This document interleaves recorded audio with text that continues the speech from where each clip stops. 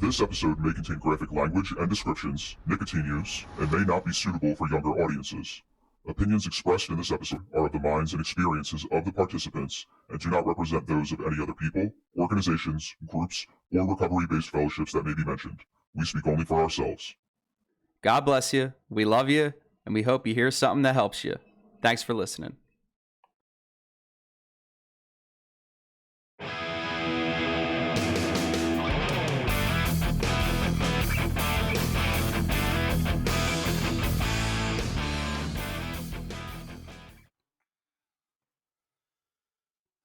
How was your week, dude? My week was good, brother. How was yours? It was all right.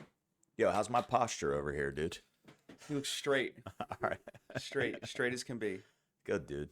Straight as hetero. Very hetero posture. Very good. So you had a good concert, man? Dude, it was so good. It always feels weird when I'm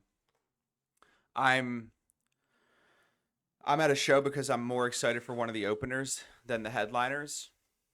I mean, I already saw Korn once, and I've seen Gojira before as well. This is my third time seeing them, I think. And but I just vibe so much more with Gojira, man. You'll love them. I'm very surprised you haven't heard them before, but they're very heavy. They do a lot of they'll do a lot of sneaky time signatures that like Tool does, like when you're least expecting it, which is really cool. Very talented musicians. Excuse me. Their drummer is just one of the best ever, and they get really like activist-y in some of their songs. So like some of the subject matter I kind of leave, but it doesn't mean the songs don't fucking slam, dude. They're awesome. Yeah, how do you feel when like bands do that? You into the activisty?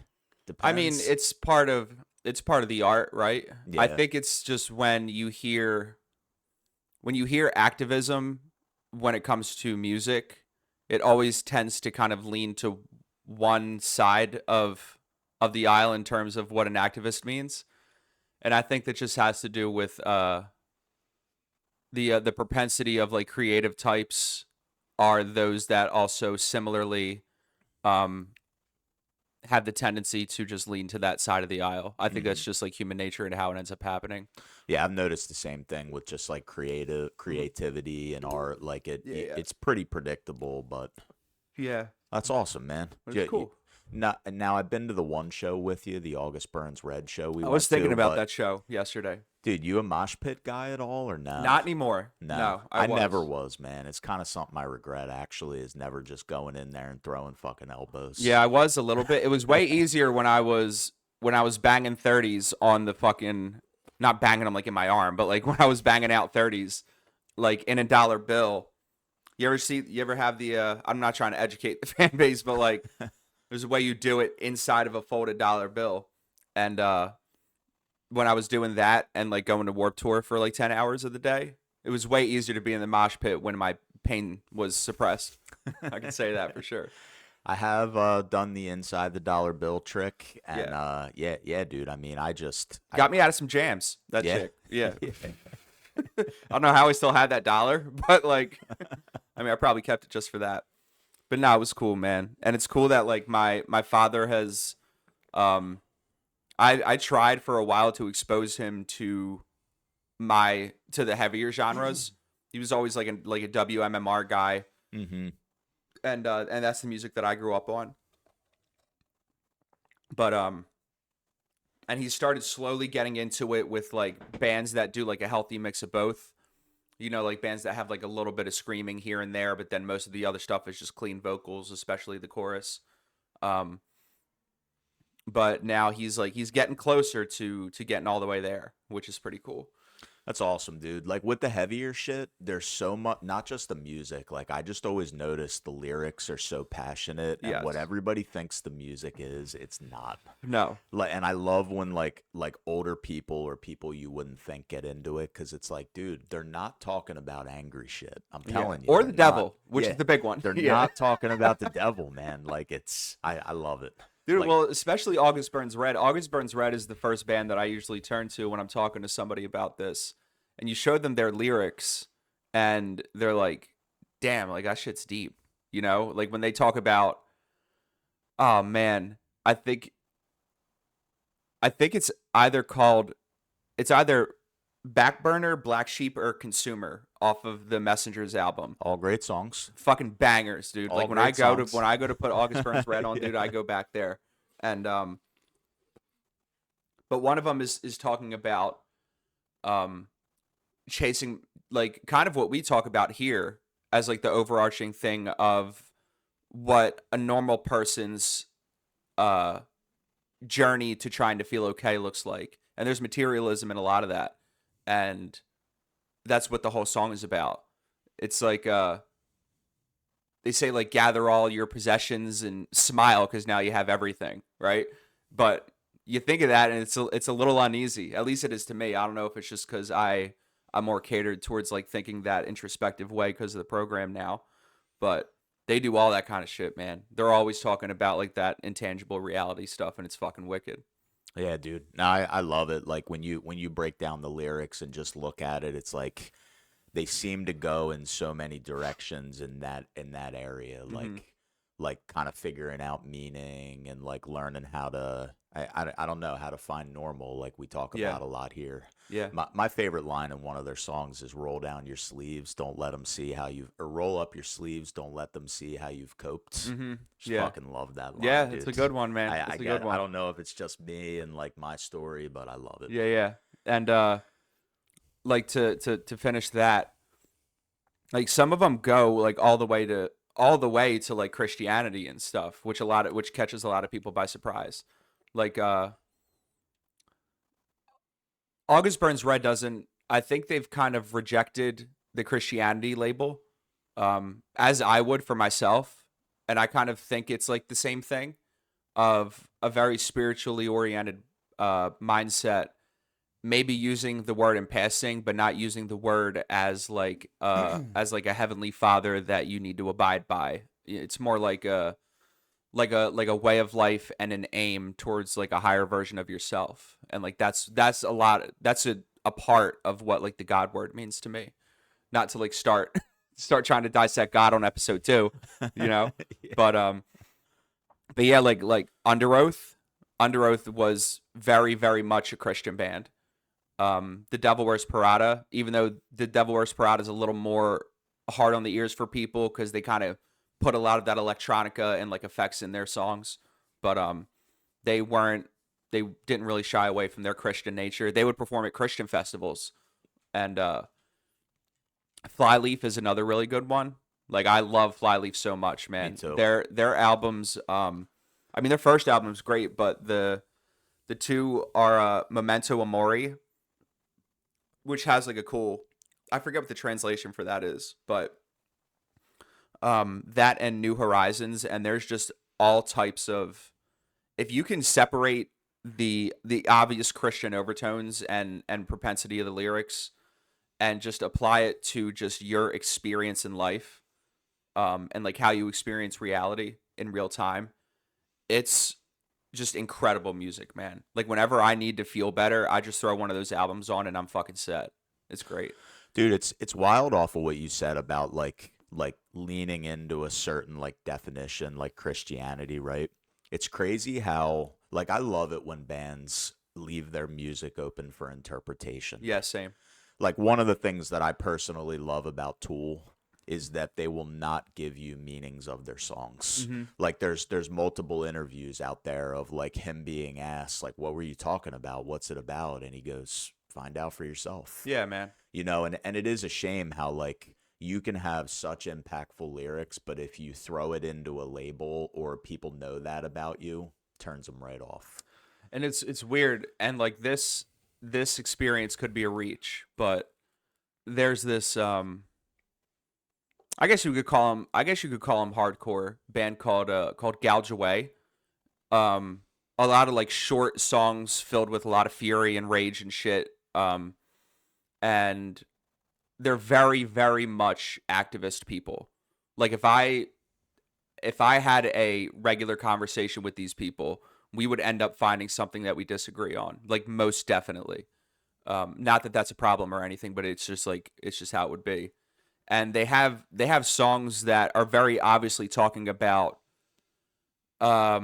experimentation using animals or something like that, which I've just never really thought too much into. An initial emotional reaction says that that's bad, right? Mm-hmm. I don't like to stay there because then you end up a slave to your emotions, and then your whole entire thought processes, opinions, and passions are then driven by anything that can stir that emotion.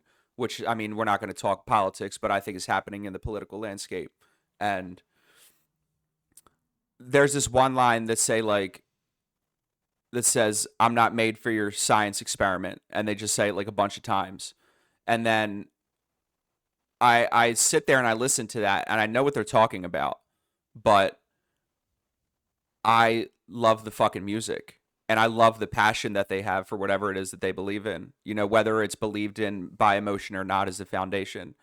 The passion is just so fucking rad, and it it's not Vex. It deals with the like different rages that I have, which is why I think that like I love that kind of music to begin with. But like as far as what people mean by their songs, um honestly, it'd be interesting to know, but I don't give a fuck. Like I care about what it does for me, how it makes me feel. Not trying to be selfish and just say like they created the art for me, even though they kind of did for the consumer, right? Um but yeah, man. I mean, a meaning behind a song is cool, but I think ultimately it's just however you can apply it to yourself and however it can help you.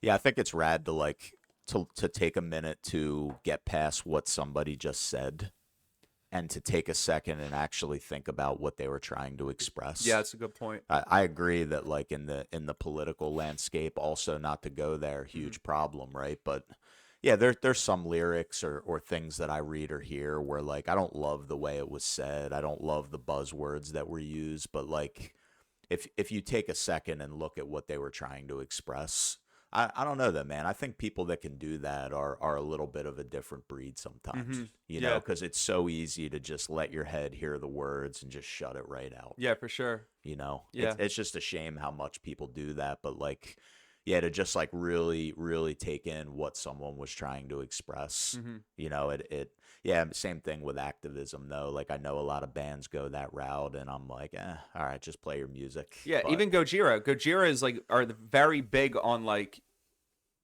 I don't think they're big on like a resentment towards human beings for destroying the environment, but they're very much environmental activists. And I mean, there's a lot of data out there that shows that that it's not really what they think it is. I don't really have a set in stone opinion one way or another. And but I mean, I listen to it and I just love how they channel their emotions, dude. You know, the music is sick. If I can headbang to it, like I'm chilling. You know what I mean? me too, man. Yeah. Me too. Like we got so many bands throughout the last like 50 years that we can do that to, and it's like you don't even have to know about what they're talking about, but if you see the passion in it and like it's got the energy, like I'll take it. Yeah, yeah. Like for example, I don't know exactly what Rage Against the Machine is talking about God, half the yeah. time, right? Yeah. I can get a sense, but Yeah. I rock the fuck out to it, Yeah. dude. I grew up to Yeah. it. You know, so it's I don't know, it's crazy, man. Yeah. So with all of that intro, we're probably like, I don't know, 15, 20 minutes in. But like, this is episode 2 of the Peel and Onions podcast. We are a hot 10:50 Eastern time on the in Philadelphia time zone, and on a Saturday, beautiful morning, and we're here to peel some more layers back, dude. How you feeling? Feeling good, man. Yeah? Psyched to hear from you and just get a sense of like kind of more what it was like for you, like what kind of formed the direction that you went in, kind of I guess to put it this way, like made you who you were before and like what led up to that transition for you. It was awesome to be able to just like go through a lot of that on my side last week. You know, get into like I don't know, like childhood and formative shit and all that Yeah, stuff, yeah. right? But I guess to kick us off, dude, like give us a snapshot of like early years, what you saw, I don't know, I guess what you felt and Hmm. just what it was like for you. Yeah. So I am gonna preface my story with a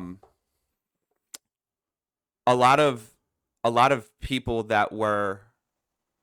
um that were very consistent in my childhood are not the same way that they were before. Um, Negative experiences with people, very close family members, um, are not that way anymore. So when I say something like X happened in my childhood, or I felt like Y because of this person, if I even say that, I probably won't. But if it slips at some point, um, I have a very good lasting relationship with all of my family members today. The ones that needed to make a change in my mind made their change, and I now tell them that I love them all the time. So just throwing that out there. Um, Man, what I the first thing that I always go towards when like addressing my childhood is something that we harped on a lot before and have already harped on now, or this morning rather, is for as far back as I can remember, it felt like something was wrong. Um, I don't really use the word missing because, excuse me. I don't really know what I just can't really put that word on it. But it always felt like something was wrong or something wasn't right, and that kind of transcends through like all of the years that we'll talk about. So like that is overarching everything that I talk about from like now up until whenever I say that it was worked through, I guess. Um, Dude, like upbringing, born in good old Delco. I think technically I was born in a Chester hospital, but yeah, I But you was got to go born. with the Delco, dude. Yeah, Got to dude, go. yeah, it's a state of mind. You know what I mean? It's a stamp I have on me, and I wear it whether I like it or not. Um, I've grown to have more appreciation for Delco as I get older because there's a lot of tradespeople in Delco, a lot of salt of the earth people. Um, it's very much like Delco is almost like a city, and like the the different types of people that can live in different areas. It's like in Center City, if you go onto like Delancey Street, you'll find probably the most expensive homes in the city, and it just looks like a street that was plucked out of New York. Um, like the architecture, the materials that they used, everything. There's just this one little block, and Madeline had showed this to me when we lived down there. That looks like it has like enough money to not belong where it is, and Delco's kind of like that. With a lot of areas, but anyway, I might end up I'll probably end up going on tangents a lot, but I'm just gonna let it rock.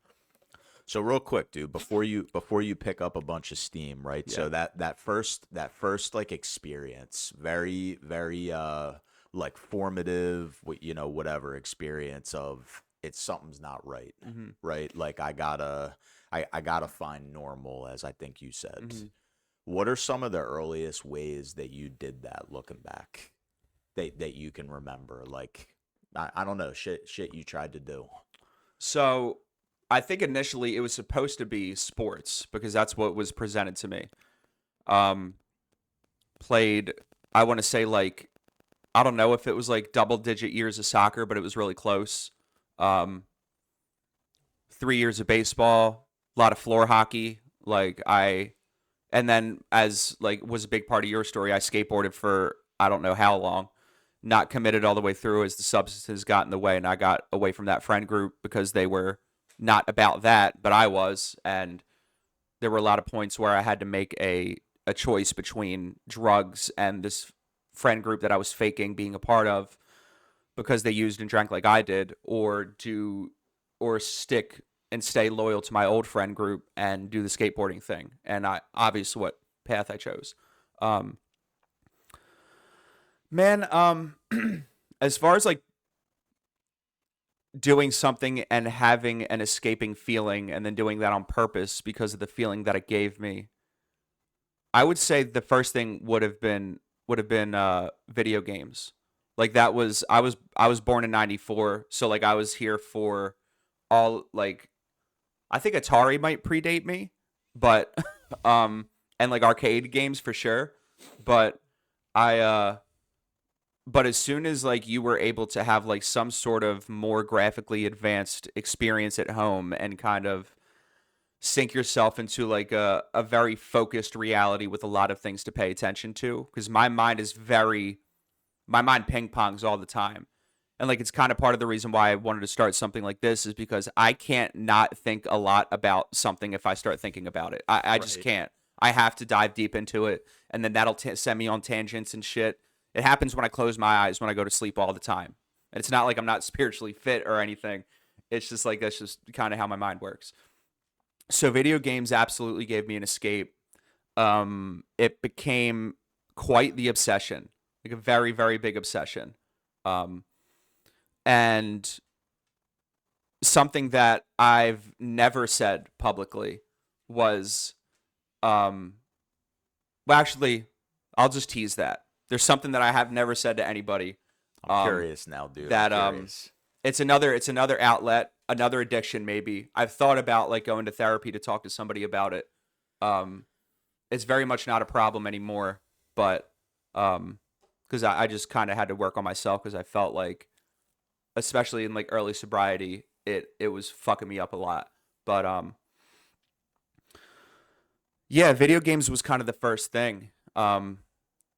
So like, and that'll come in later. But I mean, my family life at home was, I mean, I grew up just middle class. I don't know what bracket of the middle class because now classes have brackets or whatever. Like it was just like lower, middle, and upper. Now there's like lower, lower, upper, lower, lower, middle, upper, Yeah. upper. Like what the like? I know that like we weren't. There was food on the table and like That was all the about bills it. were paid all the time. But like, and I never really needed for anything. I just wanted a lot, which I don't think really has anything to do with how my parents provided or not. They did an incredible job providing for us.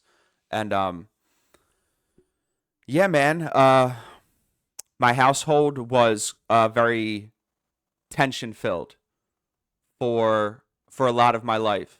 Um up until kind of like up until right before I got sober. Um there was um tension filled is probably the best thing that I could say about it, but I definitely always felt like there was um there was something that I could do wrong if I misstepped in very, very, very minuscule ways that I feel like a child shouldn't feel. And again, I say that, but um, I love both of my parents to death now, and I would absolutely take a knife to the brain for them 100%. And but that's just how it was back then, and that's just how history happened. And so along with not really feeling okay, I felt a lot of fear. I yearned for a lot of fatherly acceptance, which is quite evident after being sober this long and looking back on it. And we talked about that last episode as well. Um, and on top of like also feeling like something was wrong, I also just knew that I was different. Um, I still don't really know what that is. Madeline will say that I'm a little tistic, but like we say, like I don't have autism, but I have a little tism, you know. Little Um, tizzle. yeah, I don't really know. I don't really know if that's true or not. It would seem apparent based on my heavy obsession and fixation into things that come and go in phases. But so always felt a little discontent. Always felt afraid. Always felt like there was something that I had to prove. Always felt always from felt different from and less than. I never felt equal to or better than, for sure. Um In school, I was quite a rambunctious youngster, I guess. In first grade,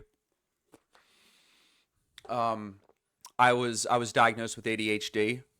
I feel like I haven't really studied this, but I feel like it was just kind of the craze. That was the disorder craze back then. The new diagnosis craze, right? Was in my mind, it's kind of like, do you think a child is too much to handle? He might have He ADHD. might have, yeah. And it very much wasn't my parents that thought that. I mean, they may have thought that. I think everybody thinks their child is kind of a handful, but it was my teacher, the education system, that kind of pushed my parents to do that, which um which I mean, like, they're like first time parents. Like, I have a little sister, but I was the first child, and if there's anything that you can do to coerce a parent is suggest that something might be wrong to your child and that you should do something about it. Like, I can't imagine how that made them feel. So, like, I don't blame them for doing that. So, I really think that it's a lazy thing that teachers do. That's just my guess, because I've gone without any kind of ADHD medication since fifth grade. When I'd I'd been cheeking my ADHD medication for, like, on and off already, like, before I hit middle school. I just didn't like. I was put through trials of, like, Adderall, Ritalin, Strattera, Concerta. Like, I was on everything because they either didn't work or the side effects were just way too bad. Um, Dude, you bring up a great point with just like kind of how that early experience for people goes. Like, remember how last week we were talking about we were talking about how we tend to pigeonhole ourselves into a certain mindset, mhm. right? We kind of both agreed how, like, a lot of addicts and alcoholics, we tend to create like this brand of how we think we are, and we're different or we're unique, right? And you bring up a good point with, like, just being kind of fucking, you know, different, I guess, as a kid. Mhm. And, like, I had the same thing in school, man. Like, as a skateboarder, I would sit there all day and just write down tricks I wanted to do, right? Kickflip, six stair, Yeah, yeah, 180, seven stair. yeah. You know, and it does beg the question to that point you just hit on, like, maybe a lot of fucking kids are just not wired to sit in a classroom for 8 Yeah, go hours. fucking figure, dude. Dude, Jesus like- Christ. I'm like- in first grade, Like, damn it. all the problems we have had, and I don't want to make it a gender thing. Like, I have no idea what it's No, like I don't for think it young is. girls in No, school, but no, I don't like, think it is. but dude, like, just how many kids grow up and have this experience where they think something's wrong with them because they don't perform well in this, like, set environment. Yeah, they're just too comparative to other kids. That's what their mindset is. And another side note, the ADD thing. Yeah. You know, don't know much about it. I've read a bunch of shit about it, but, like, my brother actually had a very similar experience where that was the diagnosis that he got. I have no idea if he has it or not, but I Mhm. can remember, like, as a child, the up and the down. It was like, I guess there was whatever med that they gave him to, like, function in the day, Mhm. or maybe mellow a little in the day. I don't know. And then at night, there was a med that would totally zonk you out. Like, I Okay. have vivid memories of sitting on the couch with my brother at about 10 years old. Hmm. He's got a popsicle stick in his hand that has melted onto his shirt, Oh, and no. he's asleep. That's a bad look, dude. Dude, it, like, but it's crazy how, like, That's a bad look. that was what, like, these kids had. Yeah. You know, like, you must have ADD and we got to help you. Mhm. And you might be in a special class at school. Yeah. And you already have some shit going on at home. So, yeah, you got some problems, bud. Yeah, but, like, the home environment was never brought up to me as a child. I mean, maybe it was. If it was, I was probably too scared to say anything. I'm not, like, implying, like, anything happened. I was just always afraid of everything all the time. Um, but, like, with the ADHD meds, for people that don't, like, I guess, I mean, pharmaceuticals are just a whole nother level of science, right? But for somebody that doesn't, I guess, have the neurological tendencies that like arise characteristics that fit within that diagnosis. Um, if you take like Adderall or something, like you're going to the moon, right? Like there's a reason like college kids take this shit or Mm-hmm. used to take it. I don't know if they still are, but for me, it would have the absolute adverse effect. Like I was quiet, I was docile, and uh, like easy to take commands, very very subdued, and would just focus on whatever was in front of me. And that ended up turning me into um like quite the student. Like I was a straight A student from then on out in elementary school. Put in like advanced learning programs, gifted programs where like I would go with like a select handful of kids. There was like 4 or 5 of us. We would hop on like a bus and like go into another classroom somewhere else with this dude who would like teach us other things. And yeah, and but that also, because my personality was suppressed, it also further alienated me. And and I mean maybe things went better than I think they did back then, but that's how I remember it. I remember hating the medicine because of how it made me feel. I mean, you hear that from, I'm not calling myself a psychiatric patient, but like somebody that has legitimate diagnoses that need to take the medicine to function in society. They're always like, I don't like how it makes me feel. And that's very much my experience with all the ADHD medication. Some like instances of bullying, and that would turn into me like getting into fights sometimes in school. Um, there were people that would talk to me in the class, like other kids that would talk to me in the class, but I wasn't like a consistent friend to anybody that I had in school. I had one friend who I actually just reconnected with. His name's EJ, that I grew up with. We shared the same interests. We were big into wrestling back then, and video games. We very much bonded over that. We would play like basketball at my house or his house, and it was very very cool. It was a cool thing to have that, um, and that is kind of like how it is now. When I didn't get close with a lot of people, I don't think I do well maintaining relationships that tend to be more superficial. Not saying that those are bad, but I very much think like when I friend and when I friendship, like I'm it's it's like a very very important thing, and I don't take it lightly.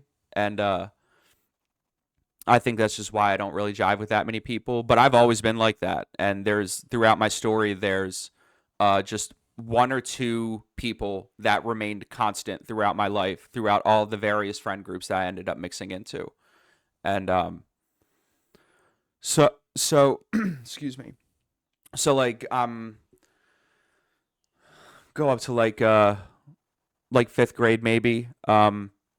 Well, there is this one thing that I want to say, and I want to apologize for my parents talking about it. I don't know if I forget if I've really gone over this at length with them or not, but I uh, I have to mention this just because of what the podcast is, and I mean I can talk about them to it later, but like if it's going to help somebody, I'm going to say it. Um, I did have an attempt on my life. Before I was 10. I can't really place the age, but and I'm not going to describe like the particulars of the event, but it didn't go it didn't go it wasn't able to be done anyway with however I was trying it. And at that point, I'd been through like a very specific event, and just wasn't really like, with all the alienation I felt at school, with the tension filled home life, with this thing I had just been through, with I just didn't I just couldn't I didn't feel okay. I just didn't feel okay. And I was very much not of the mindset that there was hope that I would ever feel okay in the future.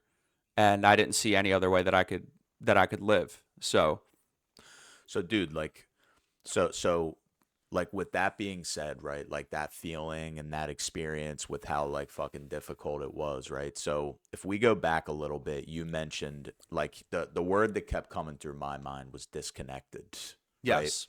So we use all this language, different, unique, whatever didn't fit in, Hmm. didn't feel okay, but it's kind of amazing how like going from when you talked about like the meds that you were taking Hmm. and some of the issues you were having in school turning around to on paper you're doing good now, Hmm. right? Studious, gifted programs, but internally you're disconnected. Absolutely. Dude, it's so crazy to me because a really really really really amazing mentor in my life used to say, like, sometimes when we would get into really awesome conversations, he would say, um spiritually speaking, many if not most of us are disconnected Hmm. at some point in our life. Yeah. Now I would agree to that. I didn't like. Of course, we didn't know that that's what it was. Yeah, if someone said that to me 20 years ago, I would have had Yeah. When I nothing. was 7. I would have had nothing. Yeah. When I was 7, I would just like. I'd have been like, what's spiritually? Like, what are you talking about? Right. Yeah.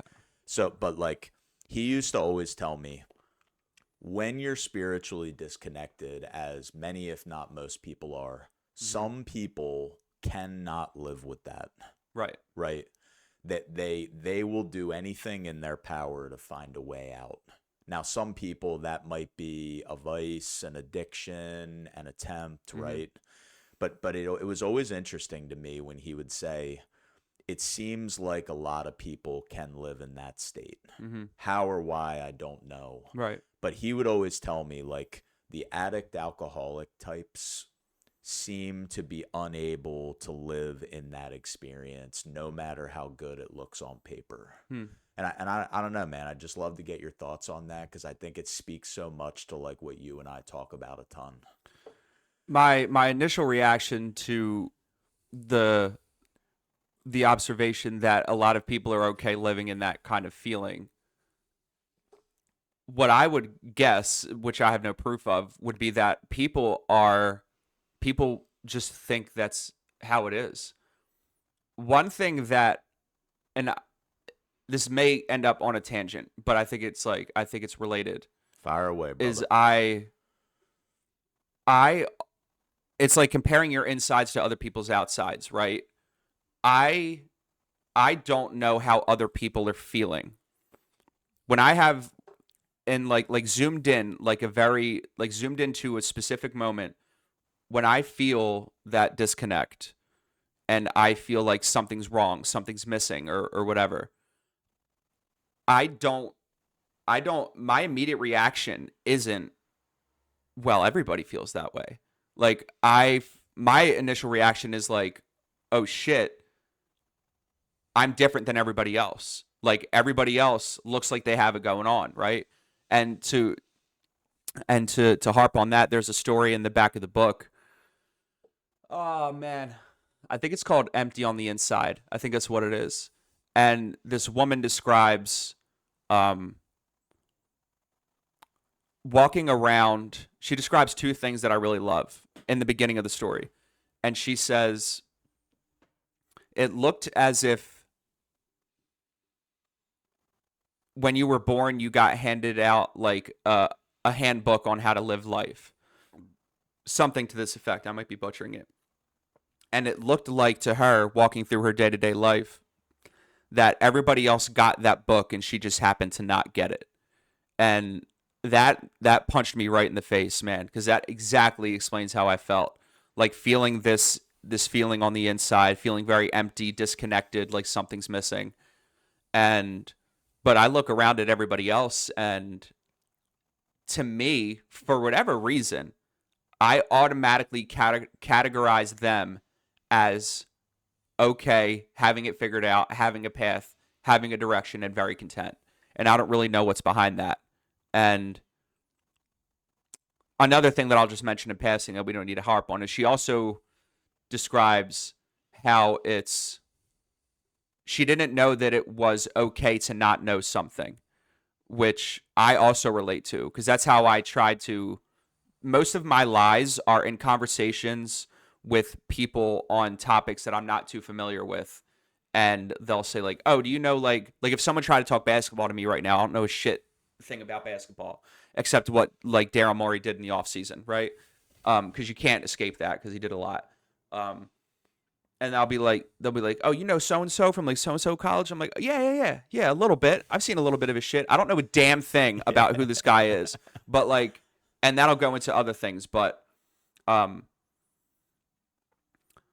yeah, I don't really know, man, because I don't know why it seems that, but like, there's also people that don't have what we have that are very much in tune to chasing spirituality. And I don't think they usually have backstories behind them without any substance issue. So I don't really know. I mean, maybe it's just a level of acceptance that people have. Because I mean, when I think back on it, if something wasn't the way that I wanted it, I I just couldn't fucking take it.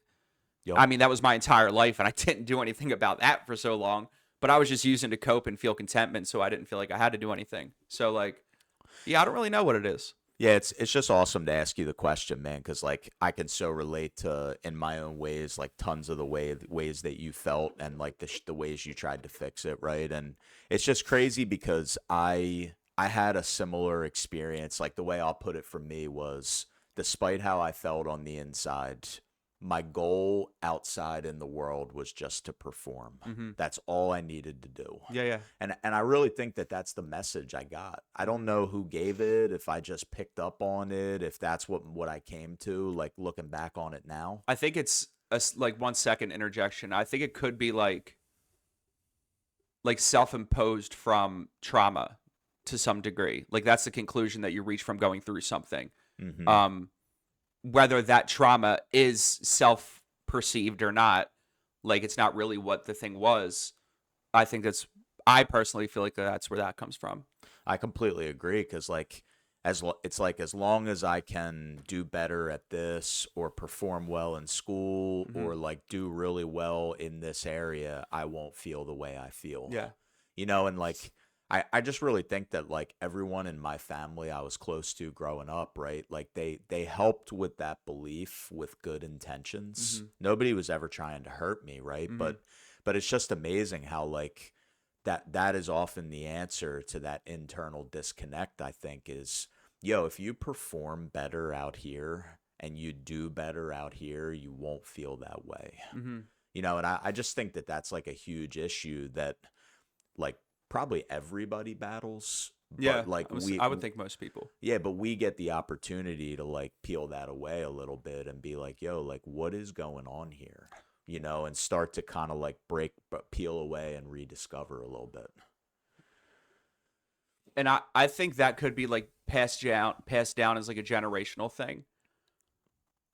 What I've thought about raising a child a lot is things that I went through, experienced, and ended up having that changed my life for the better and my mentality for the better. One of these things is making sure I know different perceptions of things. And reinforcing the more positive one and the one that may not really seem too favorable, but just trying to get myself into reality of the situation of whatever happens instead of sitting in my emotions and dealing with the negativity of that perspective, adopting that as a part of my timeline as a human being and letting it have that effect on my brain and like my future encounters in life.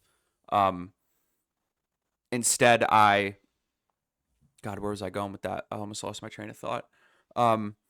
Instead, I don't know, man. I feel like that's something that should happen to a child. Like when something happens, like instating different perspectives on it, healthier perspectives. Not saying that that's not what I had. I don't know if it's what I had or not. Excuse me.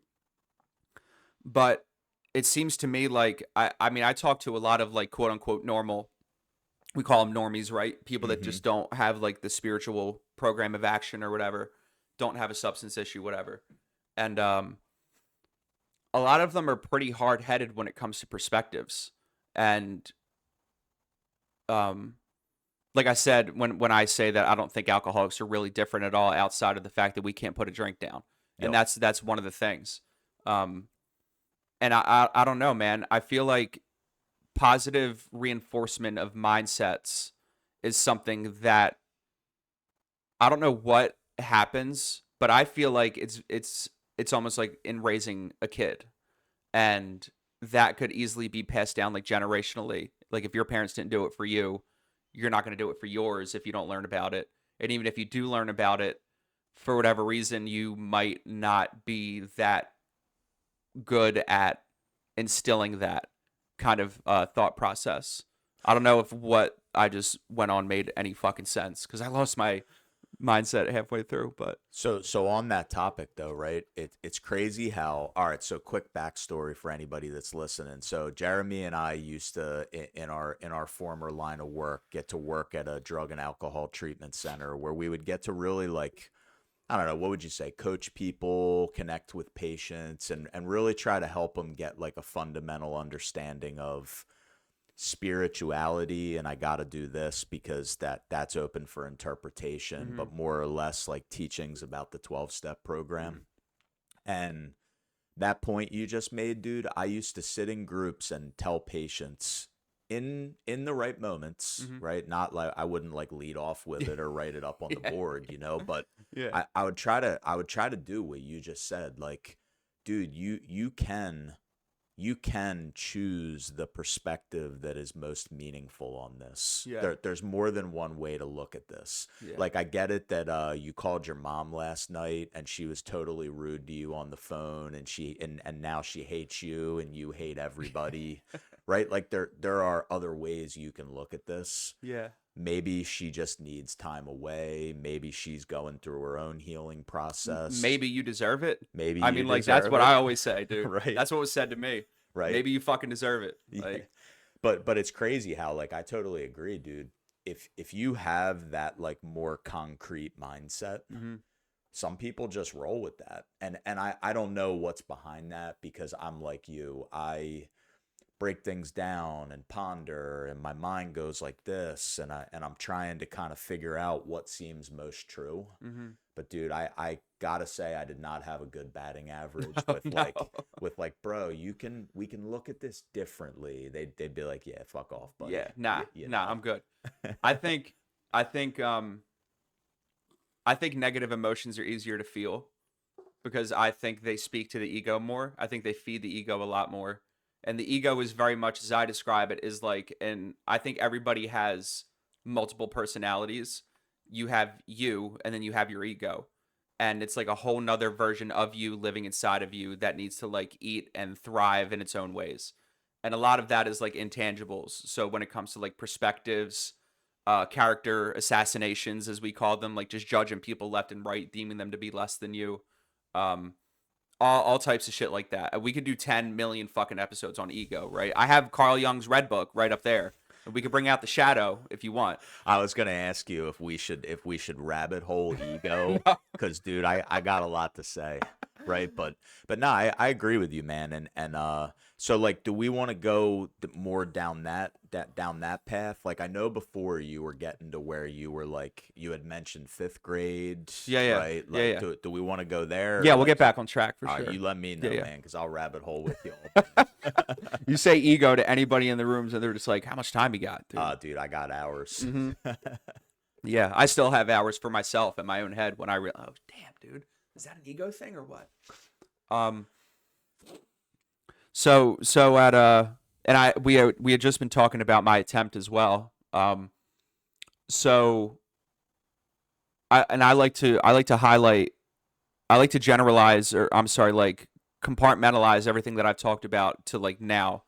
Or I'm sorry, up until the point in the story where I am. So I'm in about like what, like fourth or fifth grade, I guess, whatever grade you're in when you're about like 9 or 10. And I excuse me. So I already feel disconnected, like something's missing, something's wrong. I already feel different. I already feel like everybody's better than me. I already feel depressed. I've already had an attempt on my life. I had a self-harming habit for a little bit in there too. It was very short and didn't really leave a lasting nobody saw it. Like I hid it well. And I uh I went through all of that stuff. Already like wanted to kill myself. And a drink and a drug was nowhere near me at all. And I always like to harp on that. Um, and then I like to, in the way where we're not that different from other people, because I will say that we're not. Like I will deem that to be a truth until the day I die. Um, there are plenty of people that had 10 times the worst experience that I did. Maybe even had that experience and didn't have a bed to sleep in. Both their parents were in and out of jail or drug addicts or abusive or something like that, that ended up doing very great things and didn't do what I did. So the fact that I felt that way, the fact that I've been through what I'd been through, does not make me an alcoholic. What makes me an alcoholic as an addict is like when I pick it up, I have that adverse reaction. Like other people, when they start to get that, like, I don't know, when they start to get like that third beer down and like they start to like feel a little like a little unsteady, they're like, maybe I should stop. And I'm like, we're almost there. Like we got to keep going. But the thing is, like, there never arrives. Like when I say we're almost there, like we're almost at the point where I want to be, that point never comes, which is a very important thing to say. Dude, it's crazy that you say that, right? Because my somebody that's really close to me in my life, we talk about this childhood experience, and just like I know a lot about this person's story and upbringing. They know a lot about my story and upbringing, and it's just crazy how you talk about where you took it, because I did the exact same thing. When I felt that feeling, I had this urge to just take it to the moon, right? But when you hear the person in my life that had a similar feeling that we've gotten to connect on a lot, like kind of later in life, like not when I was young, obviously, her experience with that first like ease and fucking calm of the drink or the drug, it scared the shit out of her. She says to me, like, I didn't want to lose control. So like, yeah, I don't get that, dude. I don't. Like, it might sound weird to people that are listening that don't have this bug or whatever it is, but that just doesn't register to me. Dude, not relatable. To me, it is the more out of control I get, the more in control I feel. Yeah, but I just think yeah. it speaks to the point you're making that like it's not just the upbringing and the feeling maybe that produces the vice and the condition. It's where we go with it, man. Yeah. You know, like it's just crazy how two completely disconnected people, one loves that feeling, the other one, it scares the shit out of them. Yeah, one of them made a better. The word choice is so fucking polarizing in the rooms, but like, because I chose to chase the feeling of being okay. I chose when I started feeling a little bit out of control to go harder, but I didn't.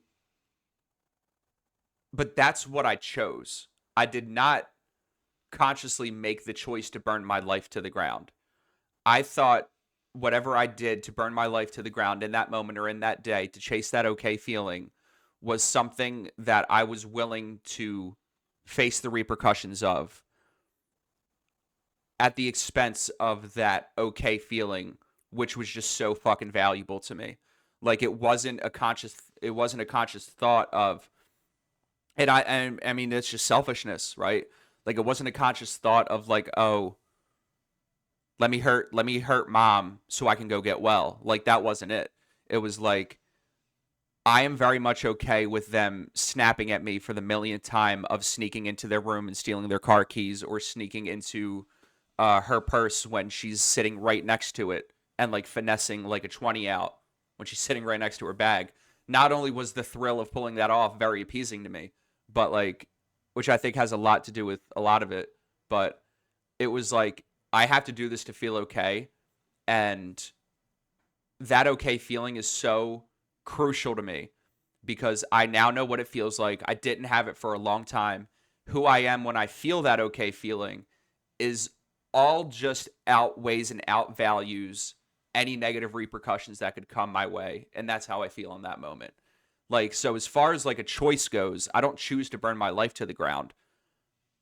But I do feel like, I mean, eventually I'm choosing to not be sick, right? We need to say that. At some point, I'm choosing to not crawl out of my skin, not sweat through my clothes, not be able to go 5 minutes without sitting on the toilet and like just pissing out of my ass. You know, like I'm choosing to feel normal. Normal as in like, even if I'm still discontent, I literally feel like I'm going to die. But before that point, man, I'm very much choosing to feel okay. And yeah, I just wanted to harp on that. So do you feel like the next however many years of your life after like where we're at right now, right? Like this turning point of where you're going. You got this feeling now, you got this solution, we're going to call it. Do you feel like most of where you went was based on an abnormal reaction from a substance? From the point when I first had a substance. Yep. Because and just to clarify, like we hear that talk thrown around a lot, right? Abnormal reaction, different reaction to a substance. I just wanted to get your take. I get kind of I don't know the word, maybe like technical about it, but I don't know if I can maybe word it a little bit more concretely than how I just did, but I think I just feel so I personally think I felt so disconnected, and I gotta make this more general. It was a wide culmination of things that I was dealing with that were part of me, my character, my coping mechanisms that I had, my past, all that shit. I feel like I had the perfect storm that a substance would clear up. And when I say like that perfect storm was in my head all the time, it was always there, no matter what I was doing. Unless like when I'm a child and like I get a new toy for a second, or you know what I mean? Like things like that. Like obviously I'm not I'm not carrying a razor blade in my pocket everywhere I go. You know what I mean? But like, I really think that it had been experiencing all of that as often as I did for as long as I did just made the relief of it being gone. However it went, when I took that substance, it was such a relief that I need to feel this way, because I felt like I couldn't function in society well enough to the degree to which I thought I should, with the mind and the persona that I already had, and the coping mechanisms, perspectives, all that stuff. And the substance literally numbed all of that for me. So it's weird to like the more I think about it, when I say like I think like a million different ways into things, like the more I think about it, it's weird to I think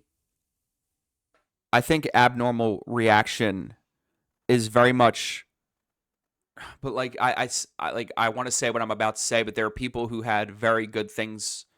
There are people that had very good things on the outside. There are people that don't start drinking until they're 40 and then end up in here. Yep. Or in the rooms rather. And I mean, they still, and some of them don't even talk about having the feelings that we feel, you know? I've sat with so many old dudes from like 5E in that office that were just like, yeah, I don't relate to how you guys felt at all. Like, I have everything. I have a good business. I've been making six figures for like 20 years. Have a good wife. We've never cheated. Relationship's fine. Kids are grown up, college, all that stuff. But they just can't seem to put the drink down. Mm-hmm. So like, I had the same experience. I don't like the abnormal reaction thing. Like I don't I mean, I would have to say that it is, right? But I think for me, the way that I think about it, I just have so much that can explain in my experience why I did what I did. And I think to put it through like a certain lens, right? Abnormal reaction, because something you just said is my most of what you just said is my exact experience in that like little era of my life, that Mhm. time of my life where I'm beginning to experiment and getting this incredible feeling Mhm. that I really can't put into words. That's how strong it was. I think to give like put abnormal reaction through another lens, right? Like one of the things that both of us have said is the feeling that I got was so profound and what I needed, Mhm. I couldn't go back. Right. And that right there, man, like that is interesting when you put it through the lens of choice. Mhm. Because like could I have just like pulled up my bootstraps and not let myself get taken down that road? Maybe. I guess like it's possible, but in the moment that like I described last week, and I think you just described, like I'm not going to be able to do that, dude. Mhm. I just experienced more freedom than I know what to do with. Yeah, 100%. I'm not signing up for a lifetime feeling that way. Yeah, Yeah.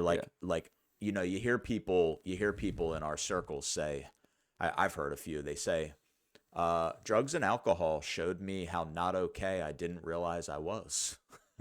I say that about going through the steps, like Yeah.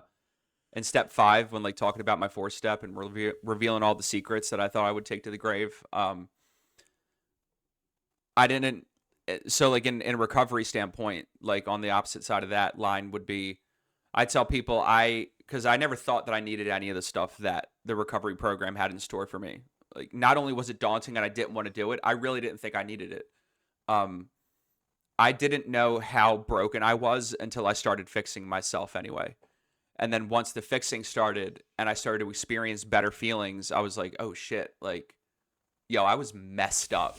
Like this head was all fucking scrambled eggs, man. Just like giving myself like a slow, a slow, I don't know, like metaphysical lobotomy of like how I viewed reality and like dealt with the world. I had a dude in a rehab that I loved and hated when I was a patient, and he used to always say, "You guys," he would like interject this, like he wouldn't say it a lot, but he would say, I think I heard him say it 3 times. You guys are incapable of comprehending how fucking sick you really are. And I would take that in, and I just like, yeah, whatever, dude, I get it. Like I'd Mm-hmm. look at all the outside shit. Yeah. But I think that's what you're talking about, man. Like it wasn't until I started to put myself together, like, and looked at my old thinking and behavior and perspective Mm-hmm. and emotional reactions. I'm like, yo, I'm fucked. And you know what that is? It's like, and I very much think this is the truth, is you, that, that person that we are, that brain that we have, that mentality that we have, perspectives, all that stuff that we have at the end slowly accumulated over time. And it's very much like when in the book, and I think I even, excuse me, I think I even referenced it last week when I said like the problems piling on top of each other until they become astonishingly difficult to solve. And well, first of all, that line hit me like a ton of bricks. It's like an incredible way to like separate the experience of you had one problem, you used and drank about it, and then in that time, like now you've acquired another problem, and it just keeps going on and on and on until like you just, and then you feel like you have to attack it all at once. You know what I mean? I think it's very much like that. We get so used to living in like the different various levels of sickness as we accumulate them. We accumulate like one defect, we get used to that. This is just who I am now. It's what I got to do. Then we become okay with that. Then the next one comes in. We get used to it. Now we're okay with it. Consequences, burning of relationships, what you got to do, all that stuff is slowly accumulated, but you get used to it with each new thing that you accumulate. And then by the end, you're just like, how did I get like, well, first, when you start fixing yourself, you're like, how the hell did I get like this? But before you start fixing yourself, you're like, you're still feeling like how innocent you were when you only accumulated like one or two negative like habits or perspectives or whatever in the beginning. You still feel like, dude, I'm not that bad, because you've had to arrive at I'm not that bad to get used to whatever new scumbag thing you were doing or thinking. You know what I mean? So like at the end, you're just like, you're thinking of yourself not having all of these compartmentalized different parts of yourself. You're thinking of yourself, well, I'm thinking of myself as that dude who just thought like drugs weren't that bad. I'm not thinking of myself there as like stealing and doing all this different stuff until I'm shown it. So I think you just described progression in like a fucking awesome way. Thanks, man. Right? Yeah, dude. Hell yeah. Like when you Peel that onion. when you hear people always, it's a progressive and Shit, fatal sorry. illness, right? Mm-hmm. Like I just think you hit on it so well of this idea of progression. And like, people have asked me, how did you get as bad as you got? Right? It's such a common question. And I would always try to give them like a punchline of what you just broke down beautifully. Oh, I got a Peterson thing for this whenever you're done. I would always tell them it goes like this. You make one bad decision that is slightly worse than the bad decision you made before it. One that you're willing to deal with. It's that fucking simple, Yes. man. Like people used to ask me, well, how do you get into like those types of drugs or like all that? And I just think like you broke it down perfectly, man. Like it's like a new like habit or issue or cycle kicks in, you get used to it, and then the next one comes. Mm-hmm. So I don't know. I just love to hear more on that. Jordan Peterson would say, slowly. That's how you get there. Slowly. And he talks about it from like a political standpoint. And there's this book. I don't know if anybody would be interested in this, but there's this book. I think it's, oh God, I have it somewhere. I'll have to maybe I'll put it.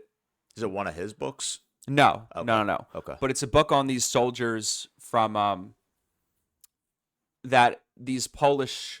I might butcher the summary. I've read like 2 pages because I buy a book I'm super interested in, and then it's like, yeah, whatever, collect dust for me. And but this book is talking about a particular I think they were just basic beat police officers in Poland during the Nazi era, and these everyday just salt of the earth police officers, like good dudes, you know what I mean? Real community driven people, all that stuff. After the overtaking of Poland from the Nazis, they went from doing that to there's a graphic warning for what I'm about to say. To taking a pregnant Jewish woman into the middle of a field, stripping her naked, and killing her execution style. Like, you go from that to this. And how do you do it slowly. And it's just like little sacrifices of your personality. Of course, you can't compare. I think it's hard to get rid of the intricate details of the thing. Like, I'm not Nazi trying to overtake my Poland, but it's similar in you can be pushed to do anything, whether it's by yourself or somebody else, if all you have to do is give a little bit and then wait, and then give a little bit and then wait, and then give a little bit and then wait. And that's also, I think, what's going on in politics right now, but we're not going to go down that road. So yeah, I mean, slowly over time, I accumulated all of these negative things. That sustained me for a while. Then I had to go to a new level of self or moral sacrifice in order to feel okay again. So I did that. That lasted me a while. Had to do it again, and then rinse and repeat. And before you know it, I have this huge track record. And by the end, I'm doing just this over the top, out of pocket shit to do what I need to do. Dude, it's an awesome way to look at it, man. Slowly. Slowly. Like it says it all, because we all tend to look at at least the people I talk to. I don't know. I don't want to speak for normies, because I mean, I know that we're in a lot different of a times today and the way people look at addiction, right? Yeah. But we tend to look at like the handcuffs and the arrests and all like the outside shit. Right. But like internally, I think is where so much of it happens. Like maybe you're gonna get all right. So I got used to going to jail Mm-hmm. because it was just a consequence of living the life I needed to live to feel how I wanted to feel. Mm-hmm.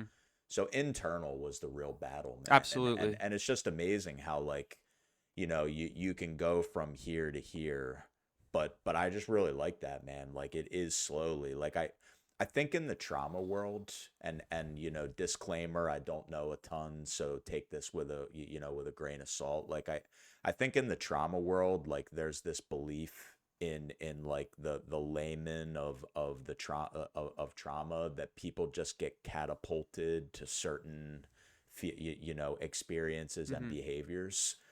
I personally think, from working with a lot of people and having a lot of really deep, close, supportive conversations with people, it's exactly like you said, more often than not. Mm-hmm. Slow progression, what you didn't think would become normal does. Yeah. You know. It's a wicked topic, dude. Dude, it's Yeah. it's incredible though, because I think that right there, like, I know the example you gave, right? Little graphic, but Mm-hmm. dude, it's fucking real, man. And think about this. That same person that ended up in that place, when it was all over in that time in American or I guess in world history, there are accounts of those soldiers going into depressions and committing suicide because they honestly believed they were doing the right thing. Exactly. And like, I didn't. I just had another thought on it. Is an asterisk on on slowly would be like, also with the right justification and reasoning for progressing a little bit more each time. Like, you don't do that if you don't have a reason. Like, my very passionate, impactful reason for getting a little bit worse over time each time was to feel like I didn't want to blow my brains out, and that was good enough for me. It's a pretty good reason, dude. And so going back to where I was in the story, I don't even know how long we've been going for, but whatever. So in 5th grade, I'm switching schools, right? And I'm done with the ADHD meds. I don't want to do them anymore. I want friends. I want a personality. I want to be myself. I say all that, and then, but fast forwarding through the years up until I got sober, I very much was still riddled with fear and still couldn't be myself. So before, in my like ADHD med years, I went through this experience of literally not being able to show personality. That was not possible in my brain. Nothing would come out. I couldn't put emotion on a lot of things in just regular conversations. And and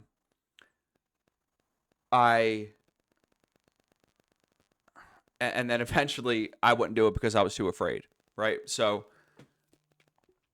cheeking medication, throwing them behind the couch, just so I could like just feel like me. So I switched schools I was going to like a daycare after school for a while, and they couldn't pick me up on the bus route to. It was when they had passed education laws that said you had to go to whatever school was in your zip code or some shit like that. So I had to go to Essington School. I don't even know if I mentioned that was my hometown in the beginning. I mean, we've been going on so many cool topics, but And what's in Essington again? No, a Wawa, hotels, and a strip club. It's all day shift. dude, I love hearing you tell it every time. The day shift strip club thing was very much formulated to try to get laughs while I'm sharing, because when I make people laugh, not only do I really fucking love to, just like a deep, like into that, like real quick, like I am the way that I am because I like making people, when you're making somebody laugh, nothing else matters to them in that moment. Like, you're giving them that feeling of okayness if you're able to. Some people just don't have a fucking sense of humor in their brain. Nothing else matters to them in that very fucking moment, dude. And just one laughter can turn like somebody's whole day around. So that's why like I am the way that I am. But I also use it to cope with a lot of things, if I was being honest about it. Um, so I switched schools and I'm like, okay, like I can have this whole new personality, right? Like I can go in there being myself instead of having to try to change myself in front of these kids that I've been going to school with for the last 5 years. Um, so I stopped taking meds. My grades plummet. Um, Still playing soccer, baseball, hockey, still doing all that stuff. Very much like baseball was like traveling to different towns and stuff. Floor hockey was within the town. Soccer was within the town. I was way too scared to do any travel team, even though I was really good. I was a good soccer player, dude. I really was. And like I was the one like when I was playing soccer in 6th grade and went up to like the senior elementary league or whatever, like I was the only one outside of like 3 or 4 like 8th graders in the league that were kind of just dominating everybody that could actually like go toe to toe with them. It's very weird to try to analyze my elementary sports like in a story. Um but I mean I had a lot of promise, dude. I did. And whenever like our team would go out and like play another town, I had the same experience. I have every reason to believe that if I stuck with soccer, I would very much be somewhere with it. Um Yo, so I just can't imagine what the like you said you couldn't show personality, right? yes. And again, I know it's getting old, can relate to that more than you know, Yeah, right? yeah. And I just can't imagine like how much that impacted you. And little fun fact I heard I recently. did not know who I was. Me Yeah. neither, dude. And Yeah. and yo, like I know that feeling so much of you're like a puppet just trying to deliver whatever you can to survive what you see. Mhm. Like and just like connect enough as inauthentic as it is. Well, like as far as being that young goes, I just didn't display anything. That's what I mean. Like, nope. Like, I could not compute what to say and how to say it in that moment to like other kids in school. I just didn't have it. I just knew like I was assigned to work. I have to do work. I don't know how to talk to you. So I wouldn't say anything. Dude, that's horrible like from so many levels, but I recently watched a podcast with this guy I'm getting really into, right? And he says love is one of the most powerful frequencies a human being can emit. Mm-hmm. Authenticity is the most powerful frequency a human being can emit, Mm-hmm. meaning like it brings back from the universe or from people whatever you want, right? Like law of attraction type shit. And as you say this, I'm sitting here thinking like what's it like for a kid who can't put any of that out there? It's like it's like opposite poles of a magnet, you know? It's just like you like the more you get closer, like the more tension there is and like the further away that you got to go. Is what I felt. Is Mhm. like or what I sorry, what I feel now looking back on it is it very much is it's just antisocial is like the normal way to say it outside of bringing magnets into it, right? Like it's just antisocial behavior. Like I couldn't nobody I don't know if other people didn't want to get close to me or other kids rather, but I mean even if they did, I very much didn't have give them anything to go on at all. And whether that was the medication or my fears, I mean, is up for debate. So when so all throughout middle school, I should mention this. So that one mechanism that I used for like a lot of my life was masturbation. So I was exposed to, and this is the one thing that I've never told anybody or really been outspoken about. I was exposed to the whole pornographic world at a very young age, and it was by happenstance. And for whatever reason, dude, my mind just absolutely fed on that. I have no fucking idea why. I can't even, I mean, I have no idea what that is or whatever. That's why I've thought about like going to talk to somebody about why that was. Because I don't know if there's still lingering effects of anything from that. But I became very much obsessed with that. There was, and it is a, I always hear this stat that like more, I'm pretty sure it's way more than 50%. I don't know what it is, but more than 50% at least of internet traffic is all pornographic today. Like, and I don't know, man. Like as a kid, I think that instilled like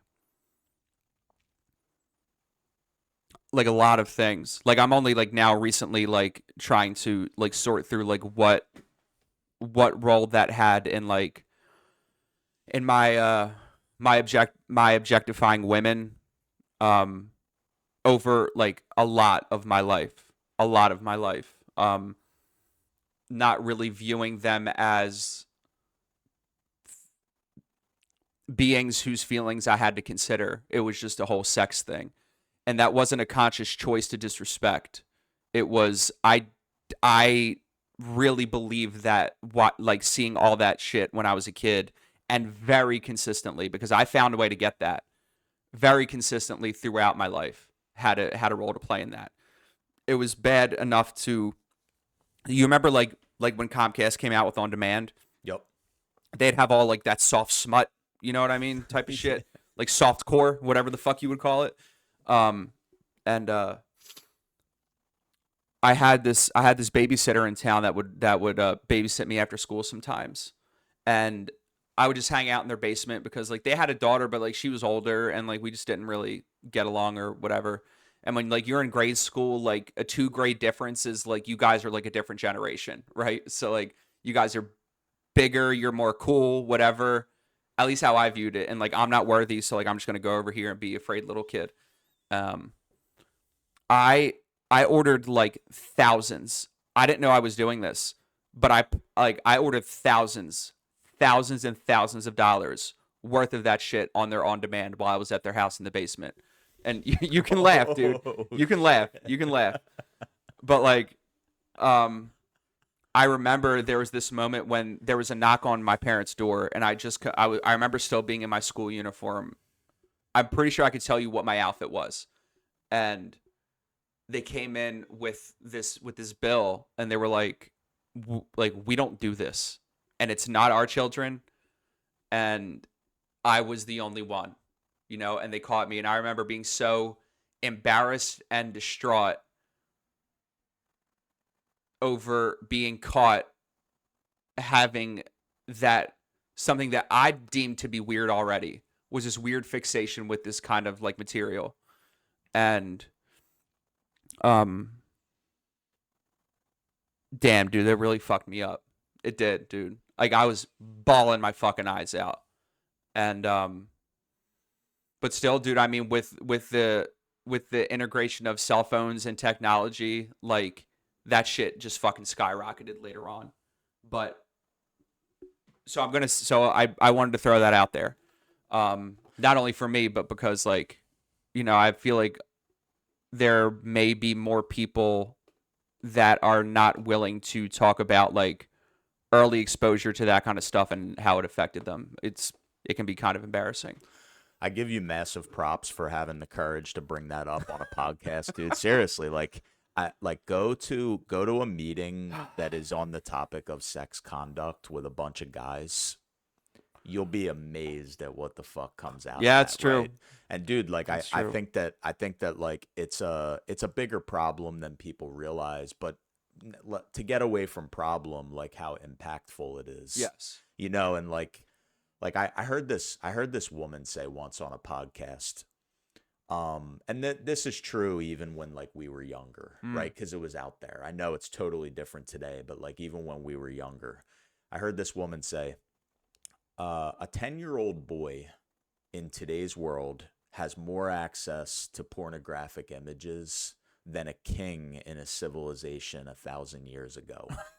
Right? Like a dude that can have anything he wants when he wants. Right. And like I just think man. that it has such a fucking impact, and like just wanted to say that. Like I give you props, and yeah, dude, I was also thinking video games. So like you were talking about video games and then you were talking about that. Mm-hmm. And I ain't an expert, but I would imagine that it takes the brain to a similar place. So, Absolutely. Yeah, you know, dude. It was very much um it was very much just other ways of me trying to feel okay. Like Mhm. whatever that did for me, you know. Um so throughout my story now, throughout middle school, like my grades are plummeting because I'm not focused. Um People are starting to like me and want to talk to me. Which didn't make me feel a lot like better about myself for whatever reason. And different groups of friends, like made some friends that would last quite a few years. Some of them would last through addiction with me and like not have the thing, which is really weird. Like there were quite a few people that used and drank like I did, but when everybody else started either dying or going to rehab, they just stopped, and that was it. So like that's another thing of like, do I really have this innate abnormal reaction or not? But so like started skateboarding. My first time seeing somebody skateboarding or stepping on a skateboard is not as impactful of a time as yours is. Um, but it was very much a way to connect with other people, and that's all I wanted, right? Like not only eventually as I get older through this specific time period did I want to feel okay, but I also didn't want to be alone anymore because I definitely, while I had one or two friends, one of those friends was a patient at RCA quite a few times, and who has since passed, but and he was my friend throughout. Like he was my friend in early childhood. He was my friend through using. We grew up across the street from each other. Um, I tried to get him into like sober living down in South Philly. I forget if he ever came or not, honestly. Very close to my heart. He was always there. Another friend of mine who grew up a couple blocks down the street. Those two didn't really get along, but I got along really well with both of them. Like they were very much like brothers to me. He also has since passed. But yeah, rest in peace to both of them, dude. I'm grateful to yeah. have gotten to speak with you and him that one time, man. Oh yeah, yeah. You know, I get forgot about in the that. car and go eat and Yeah, grab yeah. food and Oh speak. shit. So Where was that again? I think it was at some like hospital in Philly. I'm sorry, I can't be more specific. Oh But no, it's okay. It's okay, dude. there's It's a lot okay. of those. If you're not, yeah, if you don't regularly do commitments to those hospitals, it's kind of hard to like differentiate them in your memory. Mercy something maybe. It could have been Ring a Mercy bell? Fitz. Could have been Mercy Fitz. Okay. Yeah, it's probably what it was. That's probably what it was. God, dude, yo, I just got a sidetrack for this one moment. Have you ever? Are there ever commitments that you walk into that instantly just feel like, God, I really shouldn't have fucking taken this, or like it was a mistake? Over 50%. So of the time. like, I have one very specifically, and it's because it was like misbooked at Intergroup, I guess, I believe, and or I don't even know, but we used to get this. I forget if it was Veterans Hospital or not, but or the VA rather, whatever the hell it's called. But they booked the psych unit floor, and in those Philly hospitals, dude, like it's an actual psych ward, and I went in there, couple of heavy hitters, like the woman that had sponsored me before, brought her in, brought like one of the guys from the house, who like has stopped doing AA forever, but he's living his best life, and I love him and respect him. You'll meet him at the wedding, actually. And there's this guy. He looks like Two-Face from Batman almost. If by some miracle he's listening to this, I love you and I'm sorry, but I really don't think he is. And he had like very much like disfigured, clearly burned scars on a lot of his body. And we go through them two sharing their stories. And he talks about him being there because voices told him to burn his house down with his family inside. And There was only 4 people in there. So like you walk in, you're like, oh, there's 4. It's okay. This is going to be a long one. It's going to be one of those. You know what I mean? I just wish I could be a fly on the wall of like Oh, how you man. responded to that. Oh, I responded with love. Always responded with love. Like no matter. I'm gonna sound like I'm gonna sound like a fucking prick when I say this. I am always the one outside of a meeting. If there's an undesirable person there, meetings have undesirable people there, especially in the city. There used to be this one guy who said his higher power, this old decrepit, like looking like Gandalf found a crack pipe in the Shire, like type of looking dude, you know? He was out of his mind, dude, and he just was. He lived alone, but he was just crazy, and that's just how it is. I would let him keep me out there for like 10 minutes after the meeting started, just like attentive listening. It's like a lot of these people that are like that don't need a lot. They just need somebody to listen. I was always that person. If there's a talker and they get it, there's a talker, and when they're walking their way, you know when they get a hold of you. You know what I mean? Other people start like filtering out of that little speaking group that are out front of the meeting and like going to another one. Say, oh, how are you? I haven't seen you in forever. Just because they see this one person coming. Yep. Dude, God bless you, because I have had long-standing bouts of being that guy, and anymore I don't do real well with it. Yeah. So just God bless you. I mean, there's not that many on the main line. You know what I mean? They just can't afford to live up here. Yeah, dude. Well, not that I've met, at least. There's some, but dude, like with back, because we brought up speaking commitments. Like I've had a lot of those where I'm like, what, I have that like last minute gut feeling, right? Yeah. But what I worry about with speaking commitments sometimes is the should I let them share thing, because I've run into that. Oh, dude. yeah. I've run into that. Are Where, you? Do you mean when they've already gone on for 7 minutes, or when they're raising their hand? So I'm talking, should I let them share at all? Because I Oh. have had commitments where And like gauging the room. Yep. Okay. Like there's one place that I went to, and on 2 different occasions, somebody came up to me that worked there and said like, "Hey, I need you to speak the whole time. Oh, wow. Like we can't open up the floor for sharing Really? because the patients have a tendency to just run away with it." And I had another experience where somebody literally like got up and started preaching for like 15 minutes. Solid. So that's always my worry. Solid. Dude. So when I go into certain places, I'm like, well, shit, I'm used to what I'm used to. Like, am I gonna shut up and let these people talk because I really should, and that's the right thing to do, or not? Yeah. So like, I very much do what's right, and although I'm there on behalf of a group, I believe the group would also stand for what's right. That may be selfish justification for me doing what I think is right. It's probably what it is. But if somebody came into a room full of people with things to say that they need to get out, whether it's related to what we were saying or not, like as far as the topic of the meeting goes that we brought in there, I'm not about to sit in here with all of these bottled up people and not let them speak. I can't do that, dude. I just can't. And I'm not saying I'm super virtuous or anything. That's just how my mind works. I'm not going to let you come in and tell me all of these people are hurting. That's not what they're saying, but like inadvertently it's what they're saying. Like all of these people are hurting. You're going to come in here, talk to them or at them, and then you're going to leave. Like, no. No. That is not what's about to happen. Well, especially because you obviously understand how important it is that people talk and let it out, man.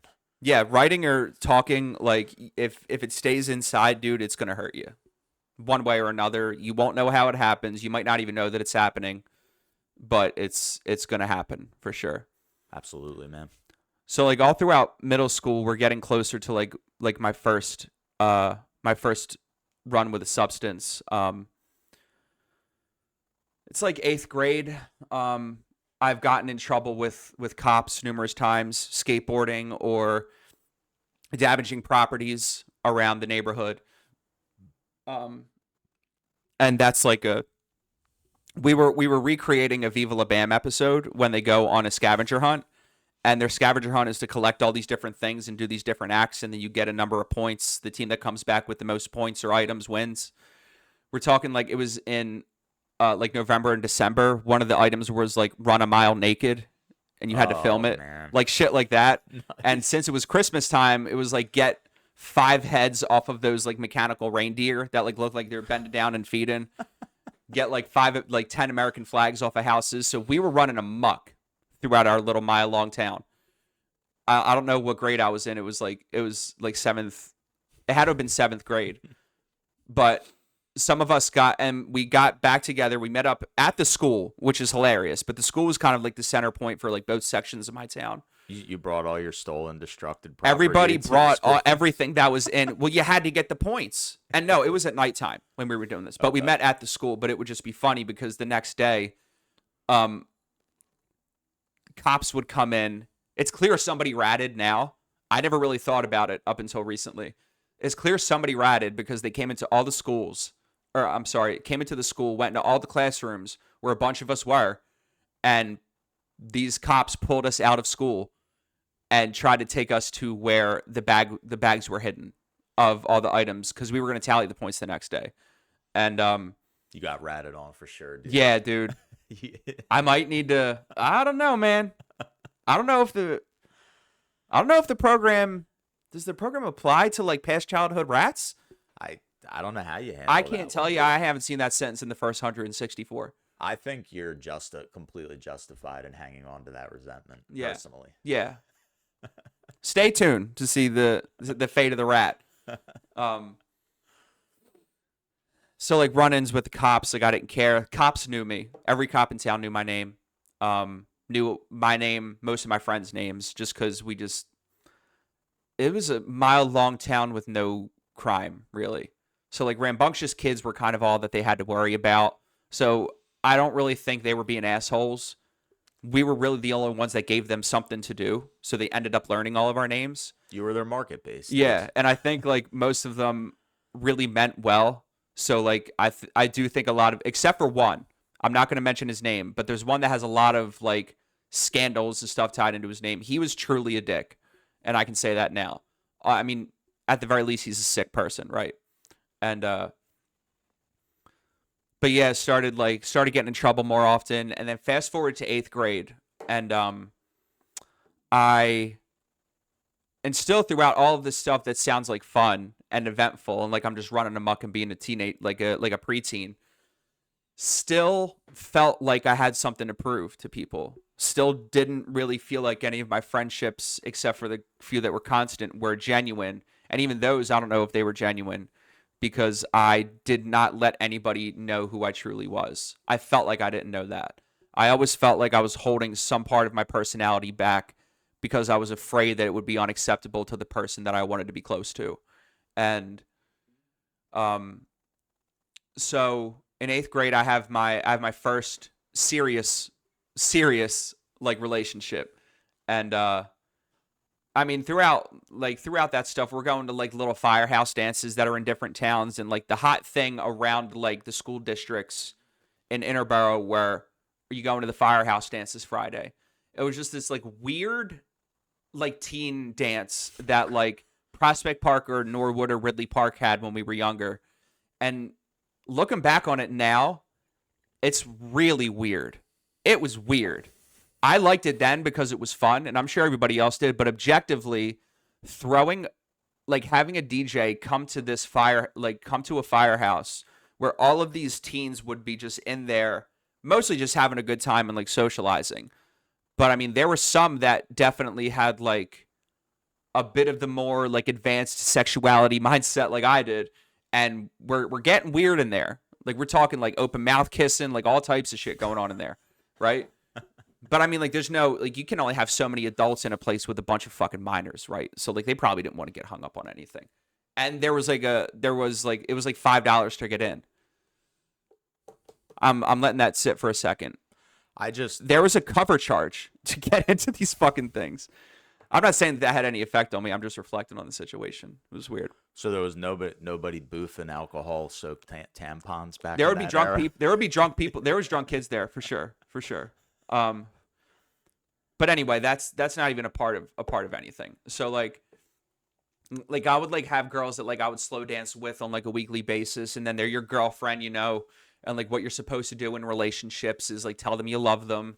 So like it was a bunch of weird like, weird like relationships going on like in middle school because kids just felt like that's what you did. I guess we all wanted to be old.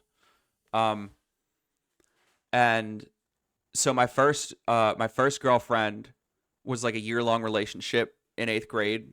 She was already in high school, which like, you know, big ups to me. Yo, that's props right there back then. I think yeah. she was only like 1 or 2 grades ahead of me, but yeah.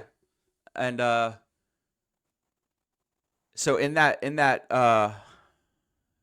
time period of 8th grade or maybe going like into the summer of high school, hadn't started smoking weed yet or whatever. I very much adopted the mentality from the rip that, you know, drugs are bad. I wasn't thinking about the DARE program, but I just like throwing that in there because it's a throwback for some people. And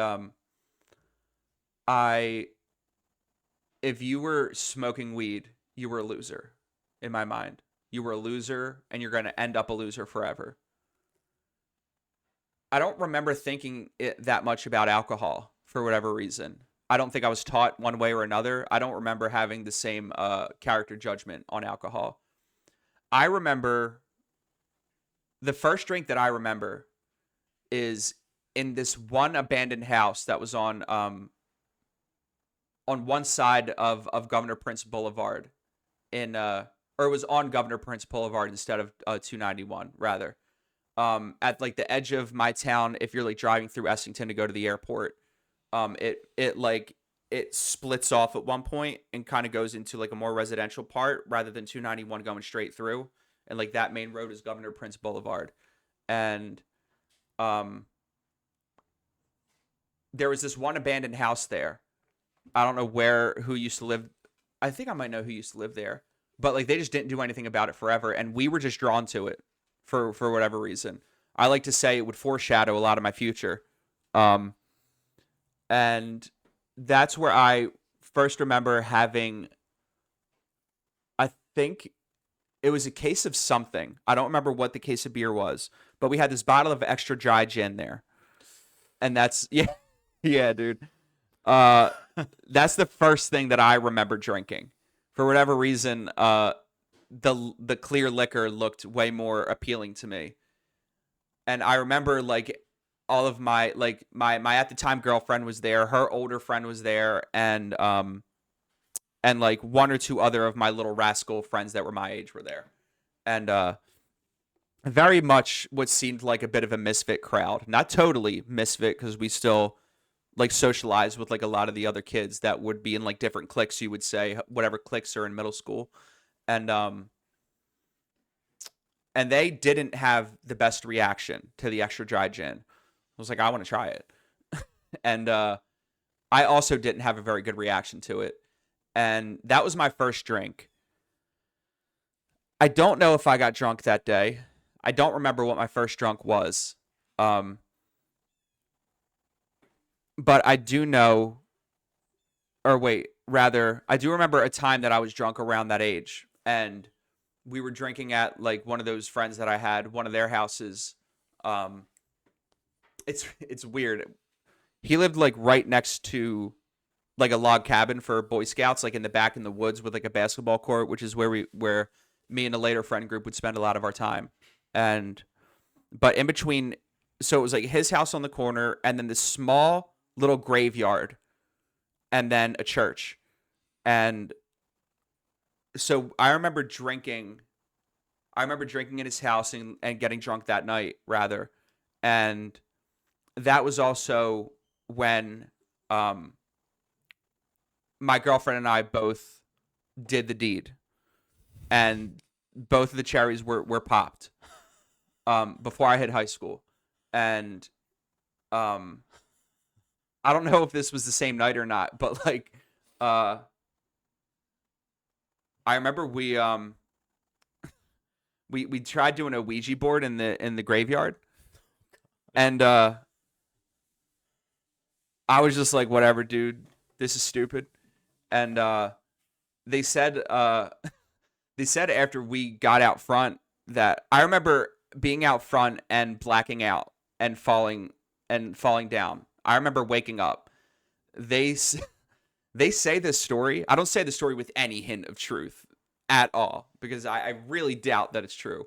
But the same night that we were doing the Ouija board in the graveyard, they said that when I blacked out, my eyes rolled back in my head and I started making like weird guttural noises. And now I'm like, bro, was I dying or do you guys really think that I was possessed? You know what I mean? Like it's weird. So like that's a really weird Do you think they were fucking with you looking back? instance. No, she was No. in tears. She was scared. So like she literally thought She you were was having crying. like some exorcism. She was type crying. shit. Yes. She was crying and like running down the street in like her little flip-flops or whatever. So this isn't your first drink, but it's like your first It, blackout. it is the first time I remember drinking. Okay. Yeah. I don't even know if it was a drunk blackout. Like the whole thing is just so fucking foggy to me. My sober memory alone is horrible, but like the memory of like all of those things that happened back then kind of get a little hazy. I think it's because like I was so cerebrally focused on feeling okay and trying to survive both socially and emotionally and physically every single second that I black out certain like outside details that just didn't pertain to that survival. That's what I think.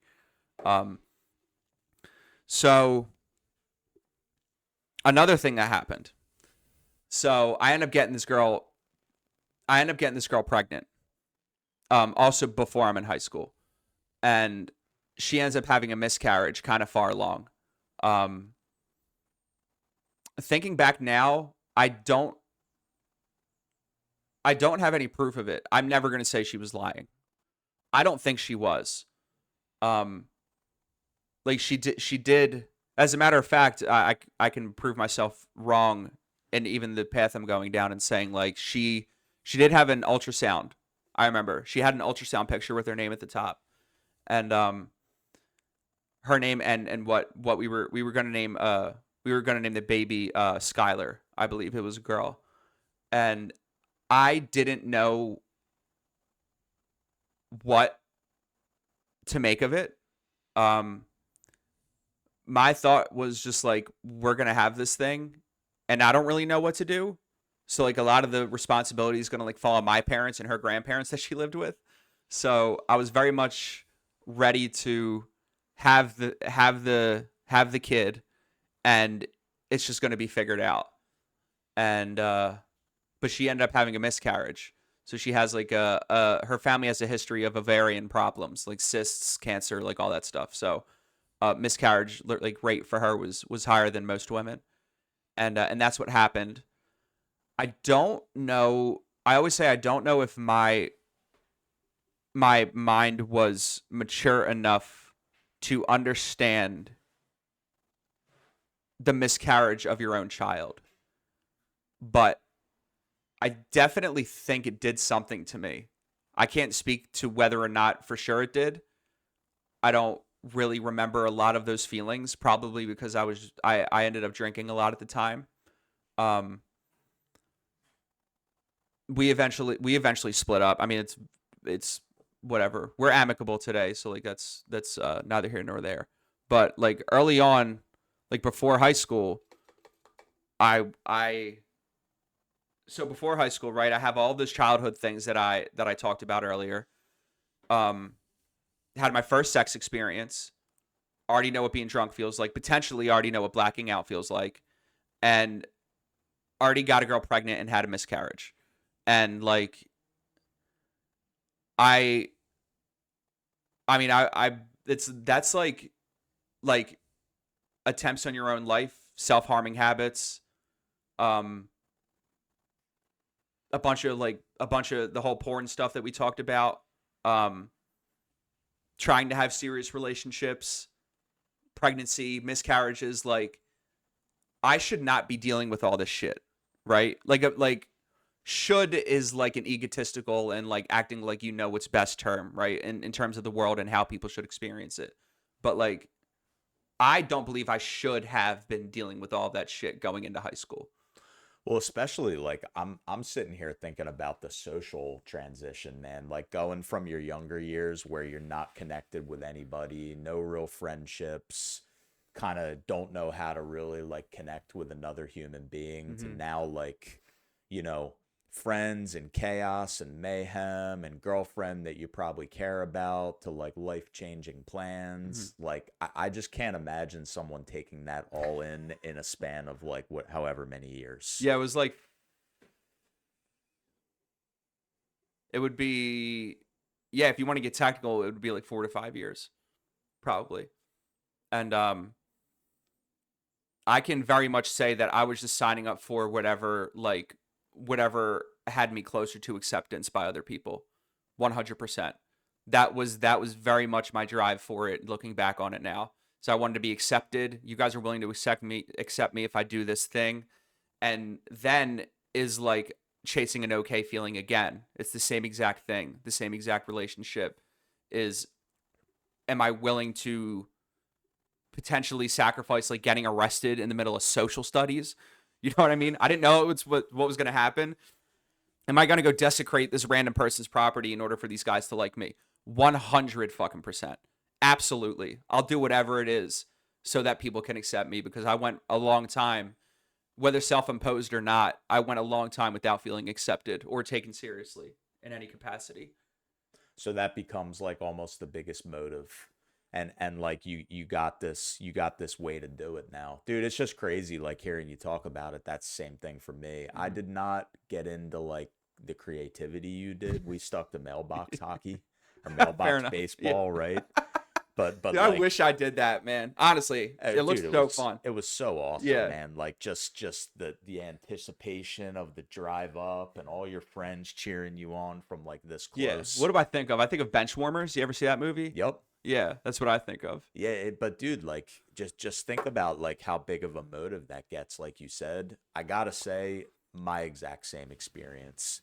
Like when you go from socially disconnected, we'll say awkward because that's the way a lot of people like to look For at sure. it, to Yeah. like to now you got this way of acceptance. Who gives a fuck how you gotta get it? Yeah. You're getting it. Yeah, I finally can feel like I belong to somebody. I mean, my parents, they both had their different problems and all that stuff, but feeling like you belonged socially to somebody other than your parents. Like parents were always just like they love me, they're going to accept me, whatever.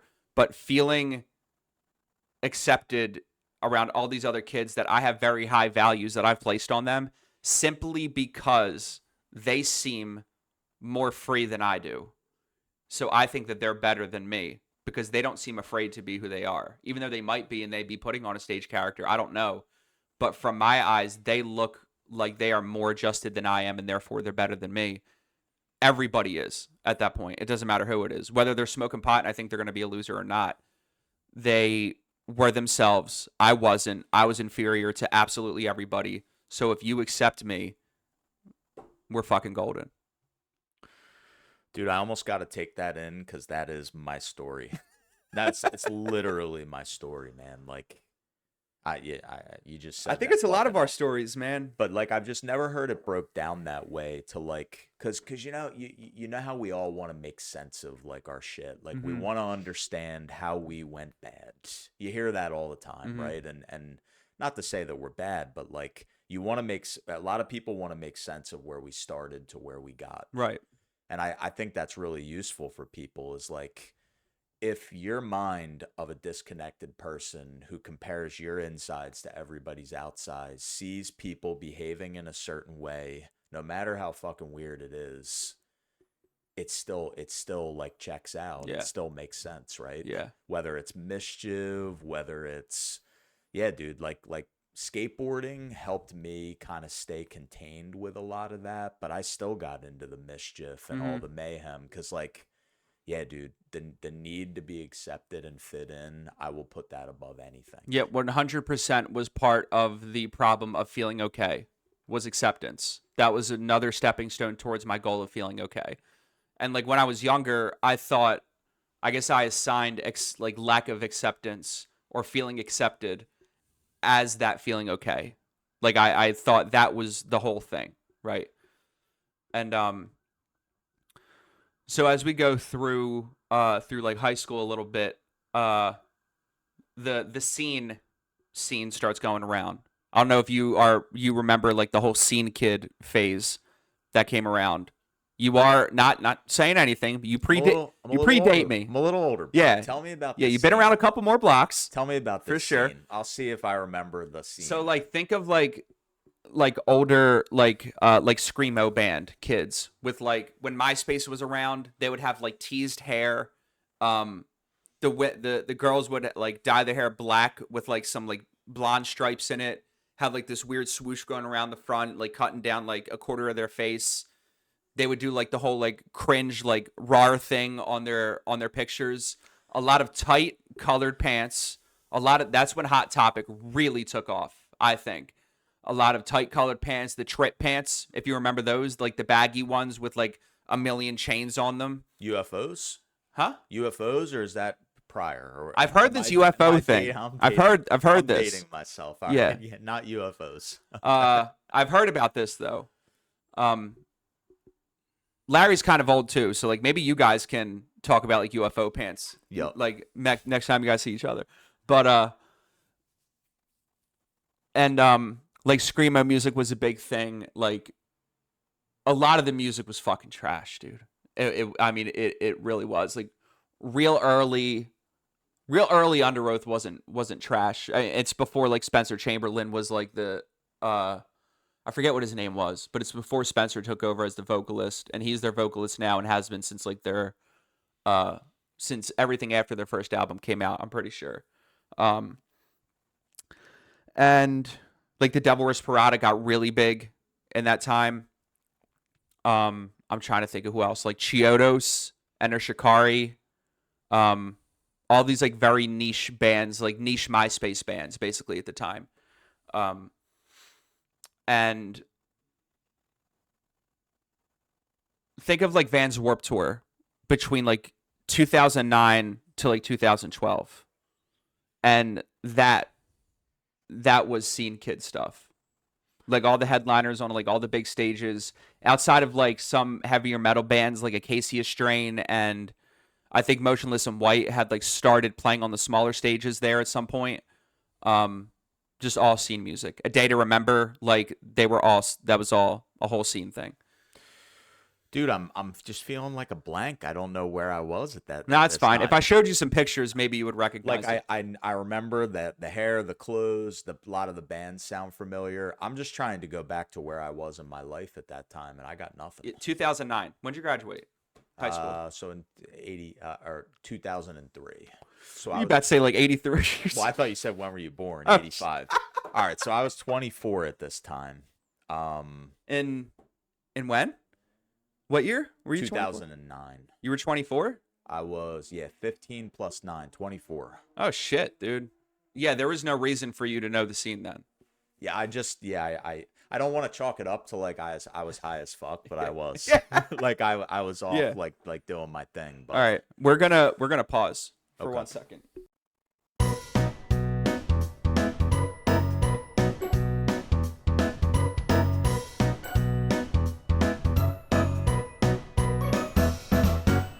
Hell yeah, dude. Take on the Do a world. little casual camera walk by post break with the new shirt. Oh yeah. Yeah, you always get merch. You need the merch, dude. You need the merch. Thank you, honey. My August Burns red shirt no longer fits. Really? You're too swole, dude. I don't know. Something like that. All right. Where All did right, we leave so off? back at it. So I feel like, dude, we were talking about High school. social acceptance. High school. High school. Yeah. Well, we ended on trying to figure out whether or not you know what a scene kid was. And where I was when this scene took place. Nah, I do know what you're talking about though. So And so that was a pretty niche like social clique. And I could get along with pretty much anybody in the school, but still like very much differentiated myself by further comparing my insides. Excuse me. Jesus Christ. I've been doing that a lot. Further differentiated myself by comparing my insides to other people's outsides. And always feeling awkward, always feeling disconnected, always feeling afraid. Um, so, Now, so real quick, so yeah. you said earlier that you were always less than in some way. Yeah. Did you have any of our remember our favorite word, ego? Did you have any of that ego going on where you were starting to be better than some and worse than others? Or did you just still feel inadequate? In high school, I was a little bit more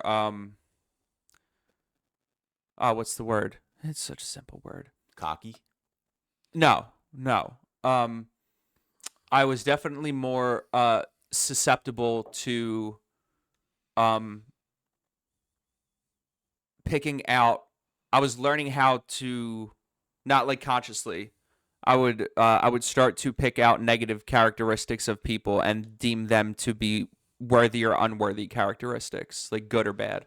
Gotcha. And that's when I remember that starting. I mean, I knew like there were bullies in school where I was like, dude, you're a piece of shit or whatever. But like, I think everybody thinks that about somebody that's bullying them. And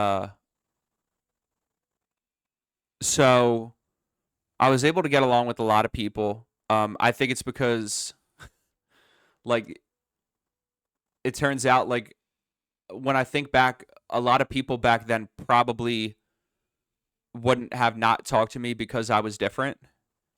Like I think back then people were kids rather were, if I'm honestly trying to pick it apart, were more open arms than I made them out to be. And it was probably just all self-imposed. That's just me trying to apply like what I learned in the program. That most of what was wrong was my perspective, not what reality was. And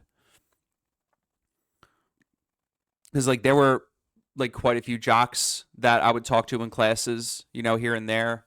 Some people that just like jumped over like all different groups because they were just themselves. There were people in like more towards like the art kind of kids that I was like super cool with. One girl that I had an incredibly powerful crush on all throughout high school was way more artsy, and yeah, it was like my high school experience 100% could have been better if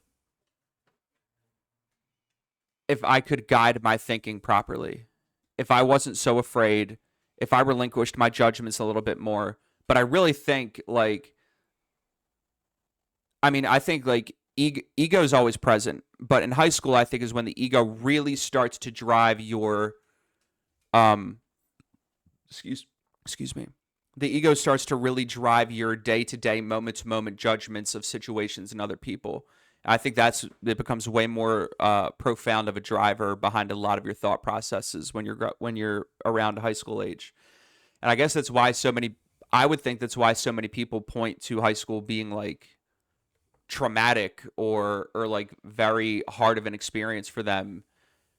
I know for me specifically, I'm pretty confident in saying that it was self-imposed, all of my struggles in high school. I can really connect with what you said about like looking back, people were a lot more graceful than you or graceful to you than you gave them. I had no evidence outside of my base judgments to believe that they were bad people and they wouldn't accept me. I had no evidence to support that. Yeah, dude, it took me a couple years into like working on myself to really learn that people gave me a fairer shake than I ever gave them credit for. Mm-hmm. You know, like just like you said, some jocks, some girls, some people who like it was so easy for me to say like, oh fuck them, they're this or they're that, right? Like I definitely made high school way harder than I Or needed they have to as ulterior well. motives for talking to me and trying to be friendly to me, shit like that. I would think that a lot. Yep. Like they're actually making fun of me in some way that I don't understand, but their friend group gets, or something like that. So as far as substances go, So I still had a couple friends that were progressing farther down the usage line than I was. I'd started smoking pot in ninth grade on 420. Yes, you're a 420 guy I made too. fun of you last episode, knowing that You're this was going to come. 420 guy Yeah. too. Oh my god. Yeah. I feel so much cooler. Dude, right I now, was dude. so corny, cliche. A teenager found pot, and now he's Rasta. That was me. Well, you know what else is funny? Yeah. I judged pot smokers before I joined them too. Well, yeah, that's what I was We're just both talking about. 420 kids, Yeah. and we both judged them before we joined. Well, them. I that's fucking also love something it. that transcends a lot of stories of people in recovery. Is every level you hit was a level that you thought a loser would hit before, and then when you hit that level, wherever everybody else went ahead of you, that was the next loser level. At least I'm not doing that. At least I'm not doing that. So At least I'm not true. doing that. But you keep going and you keep doing that. And rock bottom is where you realize you've hit every level and you're fucked. Yeah. That's a good one, dude. Put it on a t-shirt. I Yeah. know, it is a Yeah, it's good. t-shirt. You put dots on the front and said rock bottom is when you hit every level, ... And on the back to say, and then you're fucked. Yeah. Yeah. That's good. Good stuff. First peeling on your merch right there. Mm-hmm. And yeah, man, so I already kind of touched on all the feelings that kind of transcended all throughout high school. There wasn't a shortage of like romantic interests. I don't know if it's because I don't really know why. I don't really think I have to peel that back too much. So like in high school, I had snake bites. I still have the holes in my lip because I accidentally got a bigger bar gauge when I bought replacements one time. Excuse me. So like I had the snake bites. My hair was like down past my shoulders and it was curly. When it was straight, it was like down in the middle of my back. Very long hair skateboarding phase, like mixed with like a scene kid, is what my vibe was. But like back to the substance part of it, my friends had already been like smoking pot for a little bit, and then I try it and fall in love, start listening to Bob Marley all the time. I got everything Rasta color, you know what I mean? Just corny as shit, man. That was my identity now. And everybody knew that I smoked pot in high school, clearly, right? Like that's kind of how I showed it, I guess. And so not the best. I was smart enough in high school to not like, I'm not saying I was clever, but like I was intelligent enough to be like one of the really good test taker kids. I would pay a lot of attention in class, but not do any of the homework because I had social acceptance to chase, and or like video games to play or something. Just I had a vice to partake in, whatever that was, and so homework was never done. Grades didn't get much better. I was in all like the average class education level was like college prep courses, and then above that was like honors, and then AP, which was I guess like advanced placement classes. So I didn't have experience in getting in like advanced placement classes, I don't think. But I mean, I did well enough to like get put into like honors pre-calc, honors calculus, and like physics classes. I like got straight A's through like Spanish for like 4 years. Like I'm not an idiot, right? But I very much had other things that were way more important to me than applying myself to high school. I just didn't fucking like it. So I'm trying to think of like when the pills came in. But I remember like still being a pothead. Drinking was just like incrementally placed all throughout there, because then very much pot was like my outlet. It was pot or drinking. I couldn't mix both because of the spins. Well, yeah, and this because of the spins, but I think I was more susceptible to that because I was born with this condition called pyloric stenosis, and I don't really know the intricacies of the condition, but it was like rare for me to keep anything that I ate down. So it would come out of me like a water gun. Like it would like project out from me as like this little thing and doing like an exorcism vomit like across like the stairs at like a sporting event or some shit. Holy shit. Yeah, and well, that's the way my parents describe it, as like I could, if I was sitting on the edge, on the end seat of a row at a sporting event, like at the Wells Fargo Center or something, as this little fucking infant, I could throw up and it would go across the steps and hit the person sitting on the other side or 2 seats in. And like it's kind of funny to think about because it's very much like an Exorcist movie style of scene. So that I call it an exorcism thing. I'm just picturing you projectile vomiting somebody at a party from across the room. But I'm little and cute, so like whatever, go fuck yourself. You know, what if he had a problem with that? It's on him. You know, go to a meeting about it.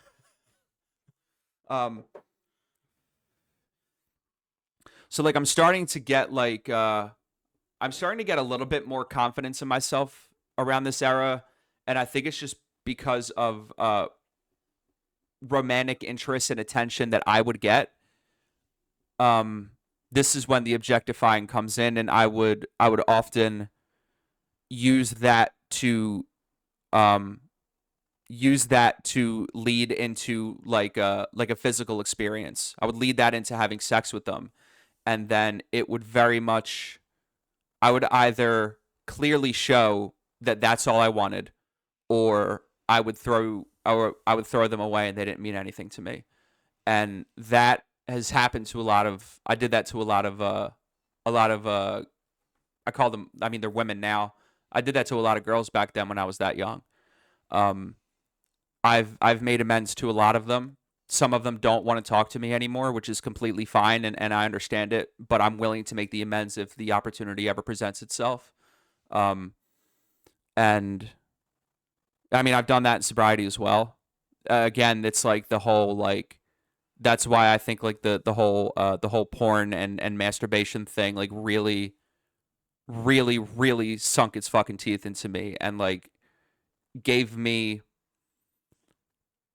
I would guess, plagued me with like inability to find like humanness in somebody that I feel a lot of sexual attraction to.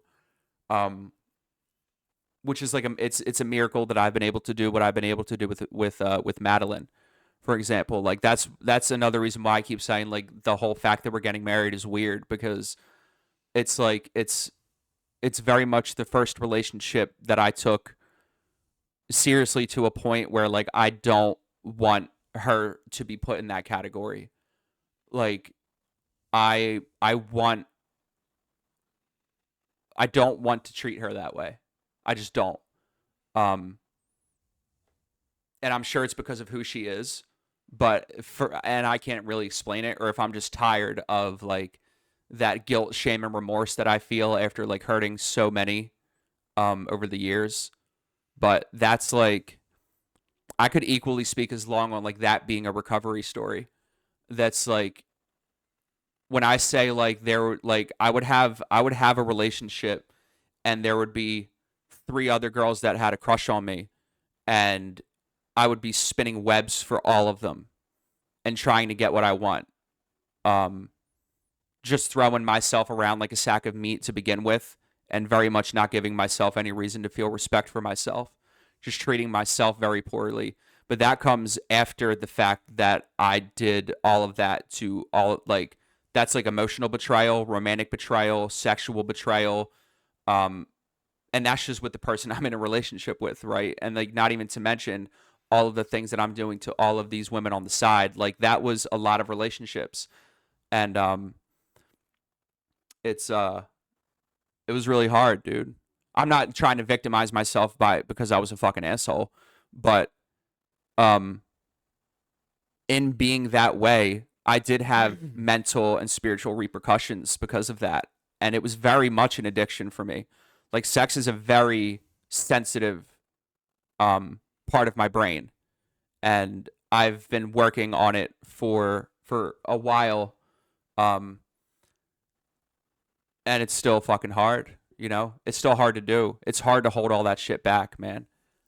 Dude, it's just awesome to hear you talk about too, because like you know, it sounds the way it sounds when it comes out, right? Like I hear you kind of share like regret or just kind of laying out what happened Yeah. and like what it did to you and other people, right? But like I don't personally think it's uncommon for a lot of people to knowingly, probably more unknowingly, use sex as a social device. Hmm. Like I'm not necessarily saying that's how like you look No, at I it, know what you're or saying. Yeah. but I really think that like it's a great social device for a lot of people Yeah. because let's face it, for everybody, you know, like sexuality is going to raise their market value a little bit, Hmm. not just in like the dating pool, but the attention you're going to get in a social environment. Makes sense. You know, so like I don't know, I like to throw out there that like I think it's common for that to be used as a device, Okay. but like I don't know, man. Just a little side note there. No, and Little, I mean, it was very much like I'm trying to like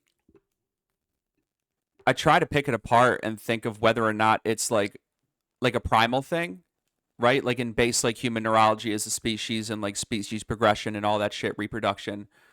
Or but I really do, and I think that's just a justification in my mind and like my ego trying to tell me that I don't have to work on it. Um I but it's very much a high. Like chasing that is very much a high. Getting it is very much a high. Um but then afterwards, like immediately, it's just like I want absolutely nothing to do with this person and I can't believe it's literally like I snap like when that becomes a thought and a goal, my mind switches into like I'm going to get this, never by force, anything like that ever, never. Absolutely not.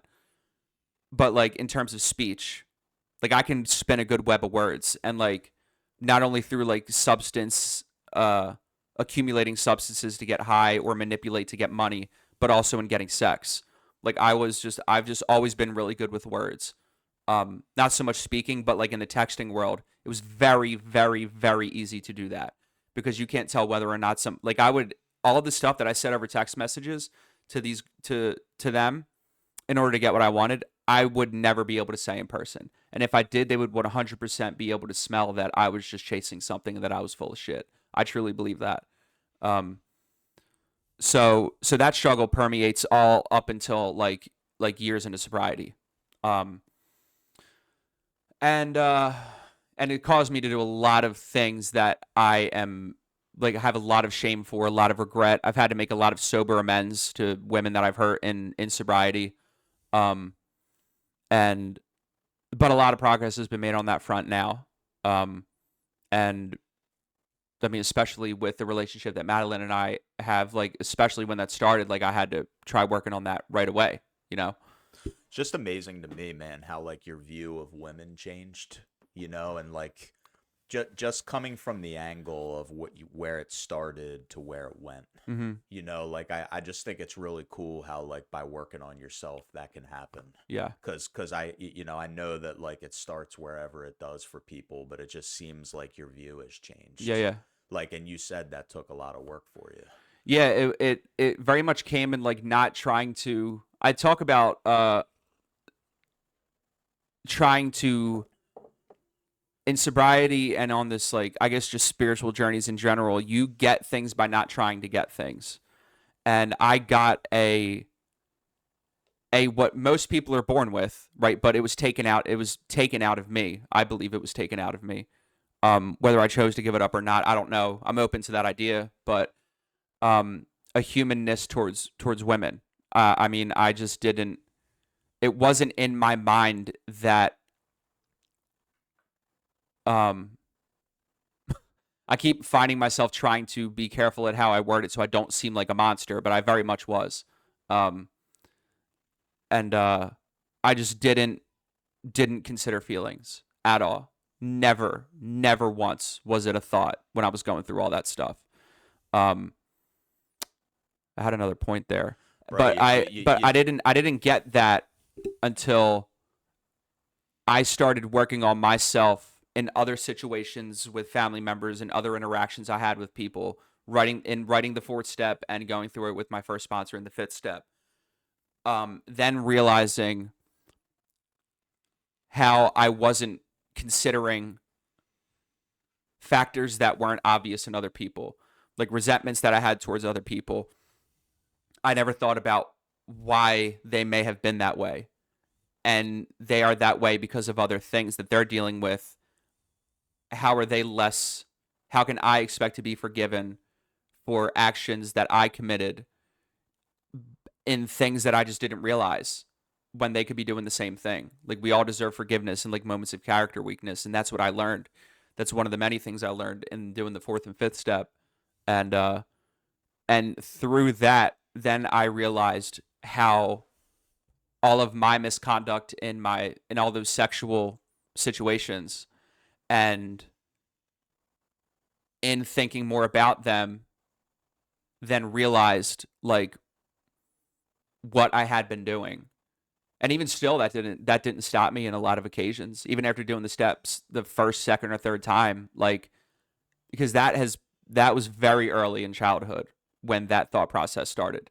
And which is fucking weird to say, um but yeah, I mean, it's a million times better now, and like that's all that matters. So I got two things, because you dropped the bomb on us with what you said a minute ago, man. Like, we could peel that away forever. Yeah. You said something like in recovery you get indirect. Do you remember how you said it? Like, you get gifts that You weren't. get things by not trying to get things. Yes. Yeah. All right, so you dropped that on us, right? And I feel like we gotta like put an asterisk next to that one Okay. for another session, right? Okay. Because I just think that like so many people I know would say the same thing in their own words, that their life got incredibly better by not directly working on this or that, but a lot of other shit too. Yeah. But I just want to ask you, like, so in steps 4 and 5, right? Like not to get too mechanical about the steps, Yeah, yeah. but with the experience with your perspective change with women and in relationships. Do you think that maybe, I'm curious, like, do you think that you learned to extend some things to yourself that then moved outwardly? It's kind of a really deep question laid on here, but like, I don't know. Was there self forgiveness in there? Was there something that you learned about yourself that changed your experience with people, you think? Yeah, I think it's really catered to what I was kind of touching base on in looking through, having gotten all of the stuff down on paper, like all of my actions, all of these things that I was so guilty and shameful for, all of my missteps, all of the people that I hated, um, all of my fears, all of that stuff. And when I took a look at all of that, I I realized how sick I was. That's what I said, what I hinted at earlier, and what I hit on all the time is I didn't know how broken I was until I started fixing myself. And it was in the awakening of that slow accumulation of defect in that one moment when I realized how far down the scumbag and false perspective, negativity, resentful rabbit hole that I'd went down, and realizing how far down those holes I was. Um, I realized how sick I was, and I didn't mean to be. It was completely on accident that I got that sick, right? Like, a lot of the things, like some of the things I did in order to get what I wanted were on purpose, but again, they weren't motivated by the things that they ended up causing. They were motivated by me feeling okay. And I think the sudden realization, the waking up to being like that sudden, like, Nazi soldier thing that we talked about earlier, right? Was very It very much caused an awakening for me. It was a very profound moment. And in realizing that my actions at a lot of times were hurting a lot of people without me trying to hurt a lot of people. I wasn't trying to hurt people. I was trying to feel okay. Um, Made me realize how easy it is to slip into that, and how easy it can be for anybody to do that. Again, something that is not exclusive to addicts and alcoholics. People hurt other people on accident all the time. You know what I mean? And like, emotionally. And when I woke up to that being something that I had been practicing for like 10 plus years, I mean, some resentments that I've been holding inside were my whole entire life. Um, then and there we referenced the part of the book where it says like we view like in the resentment prayers, you know what I mean, that section where it talks about like other people being spiritually sick. And I viewed it as other people are allowed to have bad moments. Like I am not the only one, addict, alcoholic, normal person, whatever. I am not the only one that's allowed to hurt somebody on accident and expect forgiveness and fuck the forgiveness part. I'm not the only one that's allowed to hurt somebody else accidentally by just happenstance, you know? Like they just happened to be in the wrong place at the wrong time and they were in a path that they didn't know they were in. And I could be that same person that's in a path that I don't know I'm in. And other people are allowed to have bad days. Other people are allowed to not cope with their situations properly. And if I end up being a part of that, now I view it as like a God-given test in order to practice patience and tolerance and further my own growth and understanding. But for the most part, man, it's very unfair to think that other people are allowed to be randomly in the path of my coping with my bad mentality or spiritual state, and other people aren't allowed to just like be defective for a second. Like it felt very selfish for me to do that. And not only did it feel selfish, but it made life a whole lot fucking easier when I reached that perspective, which is not an easy perspective to reach. It's very hard for all of us to be like, okay, I can label that guy an asshole, or I could just think he's having a bad go at it. Super, super fucking hard to go from one to the other, man. Dude, my experience with that is like, it is hard, but it's crazy how much harder it is to walk around, I think, for me, and take everything personally. Because you said it perfectly, man. Like, so when I was going through my work and my steps, Mm-hmm. you know how your sponsor asks you like some annoying questions, Yeah. little nuggets. Well, the one I got a lot was for resentment. Hey, do you think when they got out of bed that morning, they thought I want to hurt Nick Anastasi today? Oh, yeah. Dude, and like it's so profound to take that in. Like, Yeah. it's not personal, man. Yeah. Like, you know, like you said, and dude, it's wild to think like how impersonal a lot of the harm that goes down in the world possibly is. Like, Mhm. I don't want to bite off more than I can chew with that. I know Yeah. people like go through a lot, but Right. I had a similar experience of just like the pain I had, the people I hurt, the people that I felt had hurt me. Mm-hmm. You know, when like you break that down and kind of like put that back in its rightful place, dude, everything changes. Yeah, it's You wild. know, and like that word forgiveness, you know, I think that it starts to kind of happen naturally, like you said a minute ago, right? You get these gifts by working on something else. Yeah. You know, and like when life gets right sized again, it's fucking wild, dude. Yeah. Like I don't have to walk around with this false belief that like you really wanted to hurt Mhm. me. Dude, like you said, it's hard to change in this way toward the end. Yeah. I agree. I just think it's harder to carry a false belief that like the things we go through are intentional. Mm-hmm. So The one question that I always the one thing that I always think about in terms of this is you just have no idea what somebody else is walking around with. Like from back like so the one that I think about the most is I mean both a lot of my family just in general was on my resentment list. So I'm not picking anybody out because they were especially bad or not. But some of them were like, do you know how they were raised? Do you know what their upbringing was like? Do you know if they have any events that were very traumatic to them that happened? Um, do you know of any situations that may be influencing who they are now?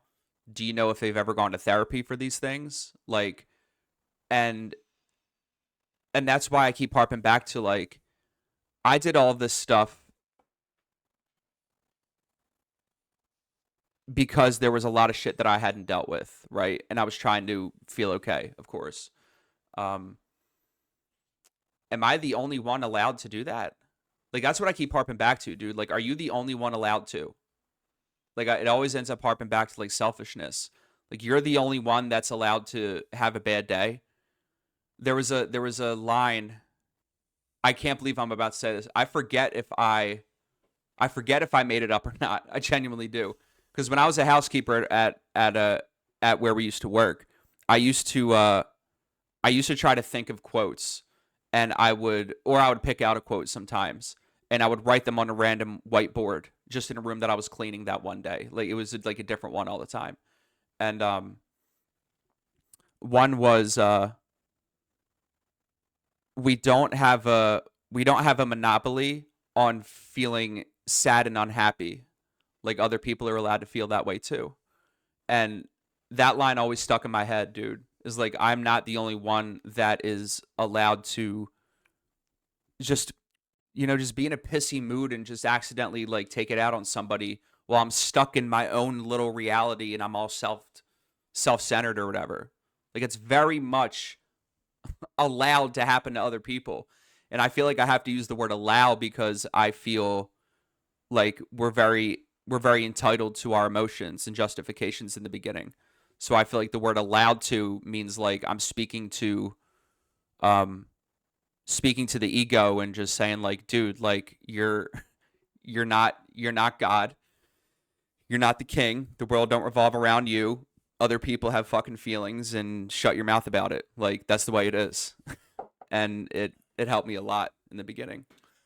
I first love how you just totally like brought up a total Goodwill Hunting vibe right there, dude. Like a housekeeper dropping spiritual bombs on a whiteboard. Yeah, I just liked it. Yeah, it's awesome. I just liked it. But dude, it's just cool to look at how like because I know we're gonna break down a lot of this stuff more, right? Like we're gonna break down stuff that we each did in our own experiences, Yeah. steps and all that. But I like how you took what you learned later to kind of bring back into like this part of your story, right? Like the shit that you kind of went into and the patterns you went into, man. Because like, yeah, for me, it took me quite some years to even make sense of who I was in that stage of addiction you're talking about. Because that's a stage where like you can't fucking comprehend your behavior. No, not at all. Like you're this alien to yourself of like, okay, I'm using women and like doing things totally out of character. Yeah. And like that, I think that's the part that like fucking rips people apart, man. For sure. So like throughout high school, like my use progresses because as I start smoking pot and stuff more, my skateboarder friends aren't really doing that. And like skateboarding, like I'm pretty sure even before I hit high school, like we were taking the train down to Center City, getting out at Suburban Station, going across the street to Love Park, chilling there, too intimidated to do anything, really. We would just find like a small little bench because we were too small for the ledges and like just sit there and like try a couple of like 50-50s or maybe like try to lip slide or something. Head over to City Hall before they filled the steps in, which I'm still super sick about. That pisses me off more than Love Park does, honestly, because that City Hall setup was rad. That shit was sick over there.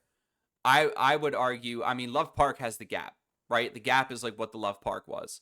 But like the setup of like just the natural street environment of City Hall was sick. That shit was wicked. And I enjoyed that being at Love Park way more. So that's a side note. But I'm practicing restraint right now. Well, you're from a different generation. I just like I want to say so much about Love Park and just that part of my life, but I'm not doing it, dude. This is you. Yeah. I'm holding it in. We'll talk later. You have a part 2, okay? Yeah. Coming up at some point. I know. Relax. Yeah. So just to kind of like progress this a little bit. So I'm starting to use with this crowd that smokes and drinks like I do. In high school, I ended up progressing to pills before I graduated. And I mean, at first it was like, I've heard a couple different names for them. We always called them school buses, the yellow perk 10s. Yeah. I've heard some other really weird names for them, but like school bus, just like, I did ride a bus to school. Maybe that has something to do with it, but I just always thought that was a good name. bunch of Tylenol. I could probably tell you what the it was like 10 by 325 or something like that. I think is what the inscription was. They were big for me. So my friends and I would always hang out in this decrepit ass shed that was behind one of our friends' houses in an alleyway in Essington. And there was just a bunch of like shot out couches with cigarette holes and sprockets jumping everywhere. It was basically like a junkyard, and like inside it was. And we'd all be huddled around there in their little space heater in the wintertime, like trying to stay warm and like see who had money for like a grape green game and like a couple tens or something. And like all just sitting there like trying to use and like not do anything with our lives. And a lot of the town was that way, and in our age group and the age groups that came before us. So eventually the pills start coming around, and as I said earlier, smoke a pot, you're a fucking loser. I'm smoking pot now. Pills? Nah. Now you are really fucking up, dude. I ain't doing that. No way. So then I do it, right? Eventually, because everybody else is doing it, and I don't want to be left out, dude.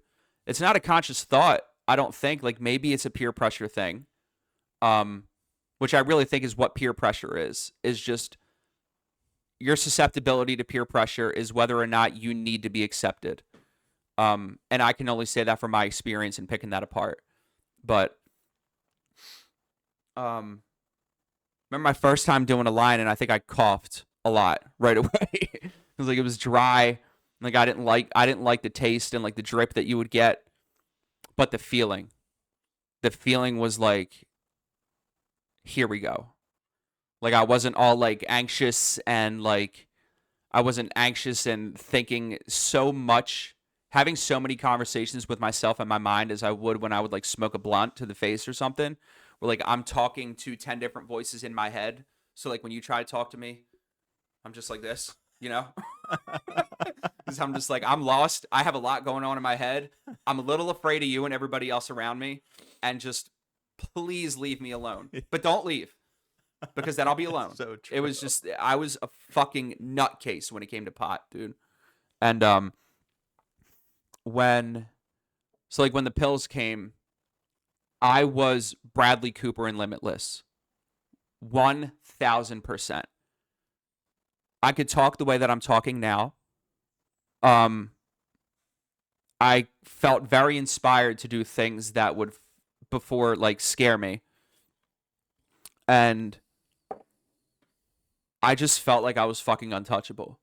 And talk about abnormal reactions. Like I know plenty of people that tried the pills and they were like, no.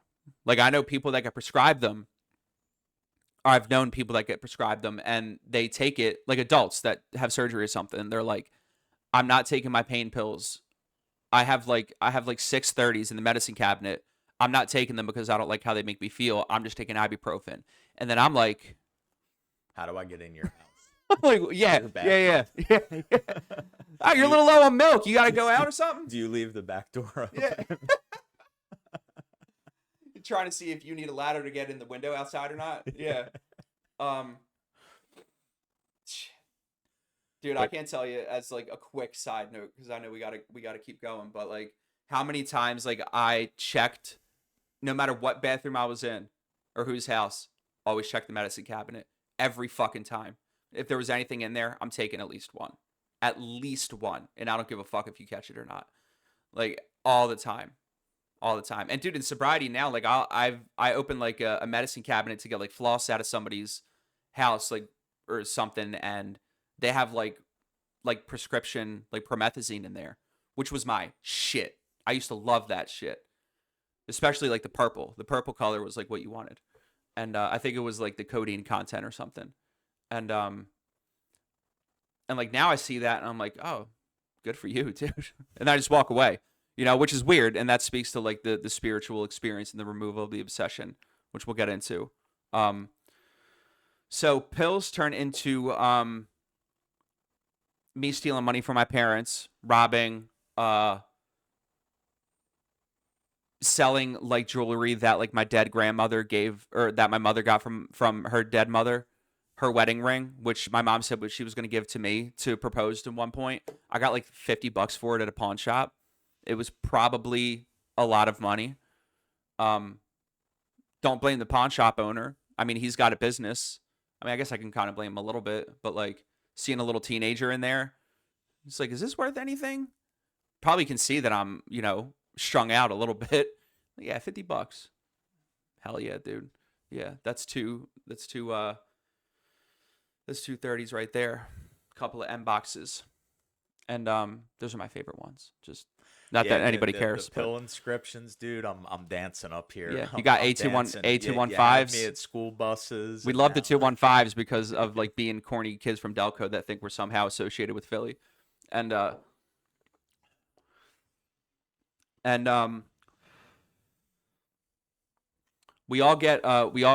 my little friend group, a lot of us end up working at the same place.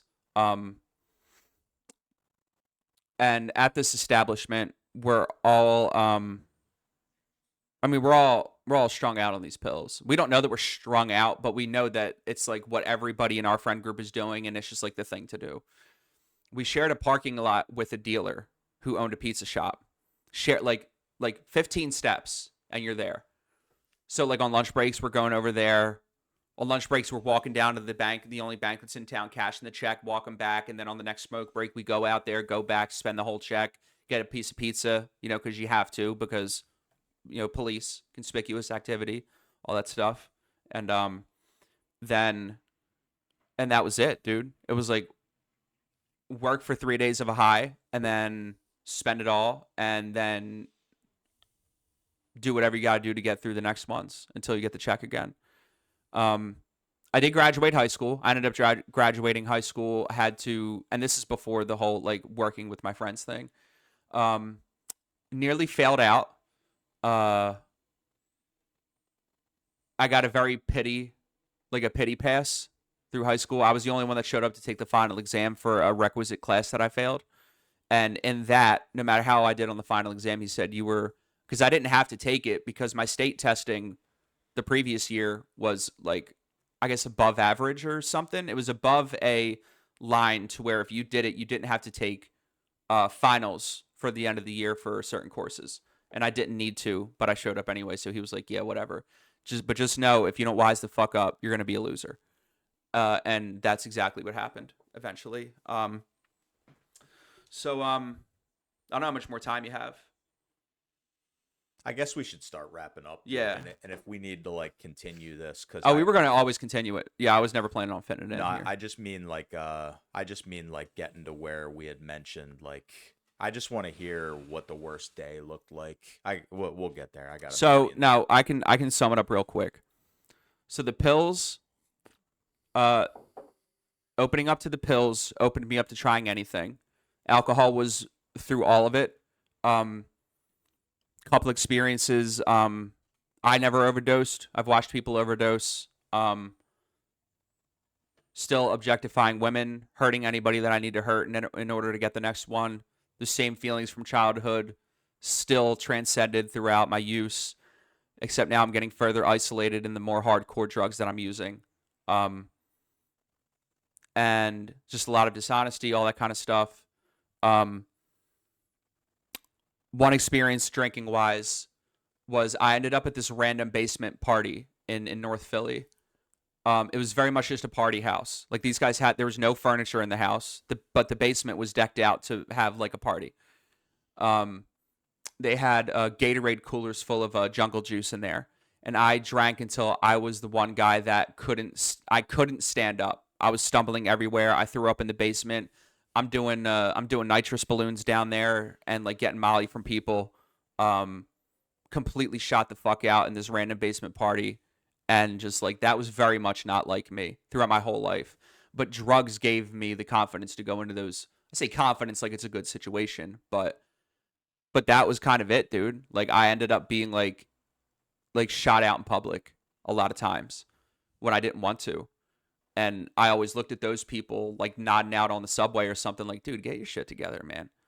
Like I know I'm doing 630s a day, but come on, dude, what are you doing? Right? Like I'm better.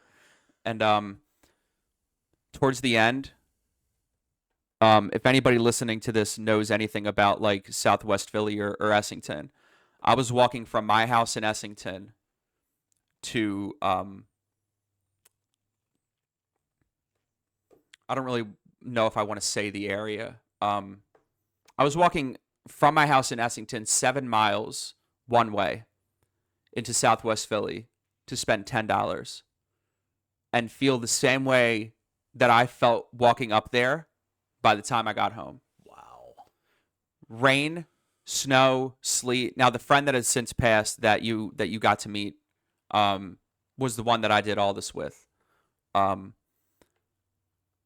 Waking up to scrape together somehow $10 or whatever and go up there, walk up there, like I'm talking like up 291 through Bartram Avenue, making a left on 82nd Street at that Wawa that's back there, and just going straight down Lindbergh for like 4 miles. And I mean, I would go to North Philly like towards the end. My father would be later hospitalized, and I had a lot of resentment towards him. And I didn't go to see him. He was given a 50% chance to live, and I let my resentments get the better of me, and I didn't go to see him. I didn't want to, but his car was at home, and so were his keys. So like every time my mother and sister went to go visit him in the hospital, that's where I was. You know, I was doing whatever, selling whatever in the house I had to get money, and then taking his car and driving into North Philly. No license, under the influence both ways. And I almost lost. My dad could have died while I was stealing his car at home to go and get high. And I don't even know what the hell that would have done to me, but that's what it was. And I mean, suicidal. Didn't have another attempt except for the one that was in my childhood. Depression. I went through maintenance, which we'll save that for next time. But yeah, man, I was very much just like a walking soulless sack of meat, like just going through motions that I had to in order to feel some kind of spirit in me. Also, right before I got sober, it was a lot of alcohol. Actually, I would drink simply because I didn't want to take the walk anymore. You know what I mean? And I thought that, I mean, I'd already been through Suboxone withdrawal, which we'll talk about. I thought kicking alcohol would be easier than kicking opiates. So I was drinking like a bottle of rum a day, or scraping up money to like walk over to my local bar and get like 2 6-packs of Twisted Teas because they had a high alcohol percentage. And I recently found this like I forget if it was like a sandwich bag or a freezer bag full of the Twisted Tea caps because they each have a word on them. And I would just put them in this bag, and it was like a good 3 pounds, this bag, dude. And I like to share this too that a lot of people don't know. I very much had psychiatric symptoms. And I promise I'm going to wrap this up. But these are all things I want to get in here. Like my walls were all painted with like a whole bunch of different stuff. I couldn't even tell you what it was because I was under the influence when a lot of it happened. I was so insane and like full of fear, and I would piss in empty water bottles in my room instead of walking out and looking right into my parents' bathroom.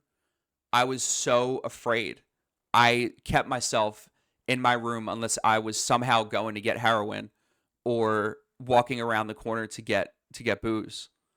I just couldn't be out in the world anymore. I had to sit in there. I watched The Office on repeat for like 3 years straight. That's all that was on my TV. It was very much part of my routine. And dude, I was just getting like, I was losing my fucking mind. I was 100% a non-existence on this planet. Like I said, I was too neurotic to neurotic's the word that I've been looking for like a couple minutes. I was way too neurotic to literally. You walk out. Imagine walking out that door. Just make a little turn. The bathroom's right there, and I couldn't do it. I stopped seeing a lot of my extended family around that time. I was very much a slave to King alcohol, as like the book talks about. And it was hard, dude. Like it was a really, really hard spot. I was in a relationship where I was getting cheated on and I was cheating on her, and I don't even know if we ever fucking liked each other. Yeah, it was really bad towards the end. So like a day in the life was either walking 14 miles round trip to get one bag, or drinking myself into oblivion and being too scared to go anywhere. So there's so many parts of that where I can just be like, yup, me too. Like not just the things, right? The pissing in bottles, or there would be like I'm embarrassed to say it, but like there would be like 15 of them just sitting there like fermenting under my bed. Like I was living in legitimate neurotic psychiatric patient kind of squalor. Yep. Yeah. Filth. And what's crazy to me, man, is like when we go back to the very beginning, right? You and I can connect a lot on a feeling of social isolation, not right, want to feel right. But it's so crazy to look at how you start. You go back to exactly where you started. Yeah. And that fucks with my head, dude. You go after a feeling, you experience it, the train moves on and takes you where it takes you, and you go right back where you started. Yeah. Like, dude, I think a lot of people can relate to like where I need to be in this house. Like a bathroom is right there, but I can't go because someone would see me. Yeah. It's fucked up, man. It's just like that's just like a mind fuck. Like, how do you go on a journey just to land exactly back where you started? Yeah. With all that fucking wreckage. But then worse, because you did so much to get away from that, you end up there, plus with all the baggage that you have from whatever you did trying to avoid it. Yeah, it's fucking wild, man. Worst relationship you can ever be in. Yeah, with yourself, right. So yeah, I guess we'll leave it there. We're kind of both at the point like before we like I guess go away and try to get sober. Yep. So yeah. It's pretty cool. Yeah, dude. You in person have heard a little bit more than I've ever told anybody, and now it's filmed. And maybe I get scared and we never upload this. I don't know, dude. I don't think so. No, I'll put it out there, dude. I have to. But yeah, man. I don't really have anything else outside of like you need to go get this beer delivery, right? Yes. Not for you. Not for me. Not for me. I got to get the specialty beer delivery. Specialty? Yeah, it's some like brewery that like doesn't really like produce a whole ton, but like she loves it and got like an order of her favorite craft beer. I don't understand the craft beer thing, dude. I do, because that was kind of in my era of 15, 20 years ago. But yeah, in South Philly with like all the hipsters and shit. Yep. Yeah. Beer that's like thicker than fucking whatever, and all the IPAs and shit. But anyway, I'm gonna get my beer delivery. I was a Yingling guy. It's respectable. That was my shit, especially in this area, dude. That's respectable. Yeah, but now I don't. You ever been to the brewery? No. That's cool. Where's that again? What is the name of it? Don't tell me. Pottsville, PA. Okay. Yep. I feel like I remember that being on the box or something. Yep. All right. Well, that was my shtick, and both of our second parts will come out when they come out. We're going to kind of leave this open-ended. I am very much incentivizing people to keep listening, to be on the lookout for it.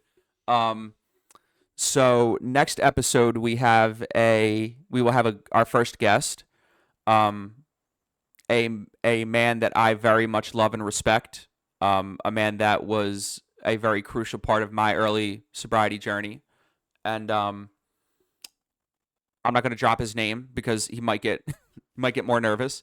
And yeah, until next time, God bless you. We love you. We hope you heard something that helps you. Fuck yeah, dude. My man.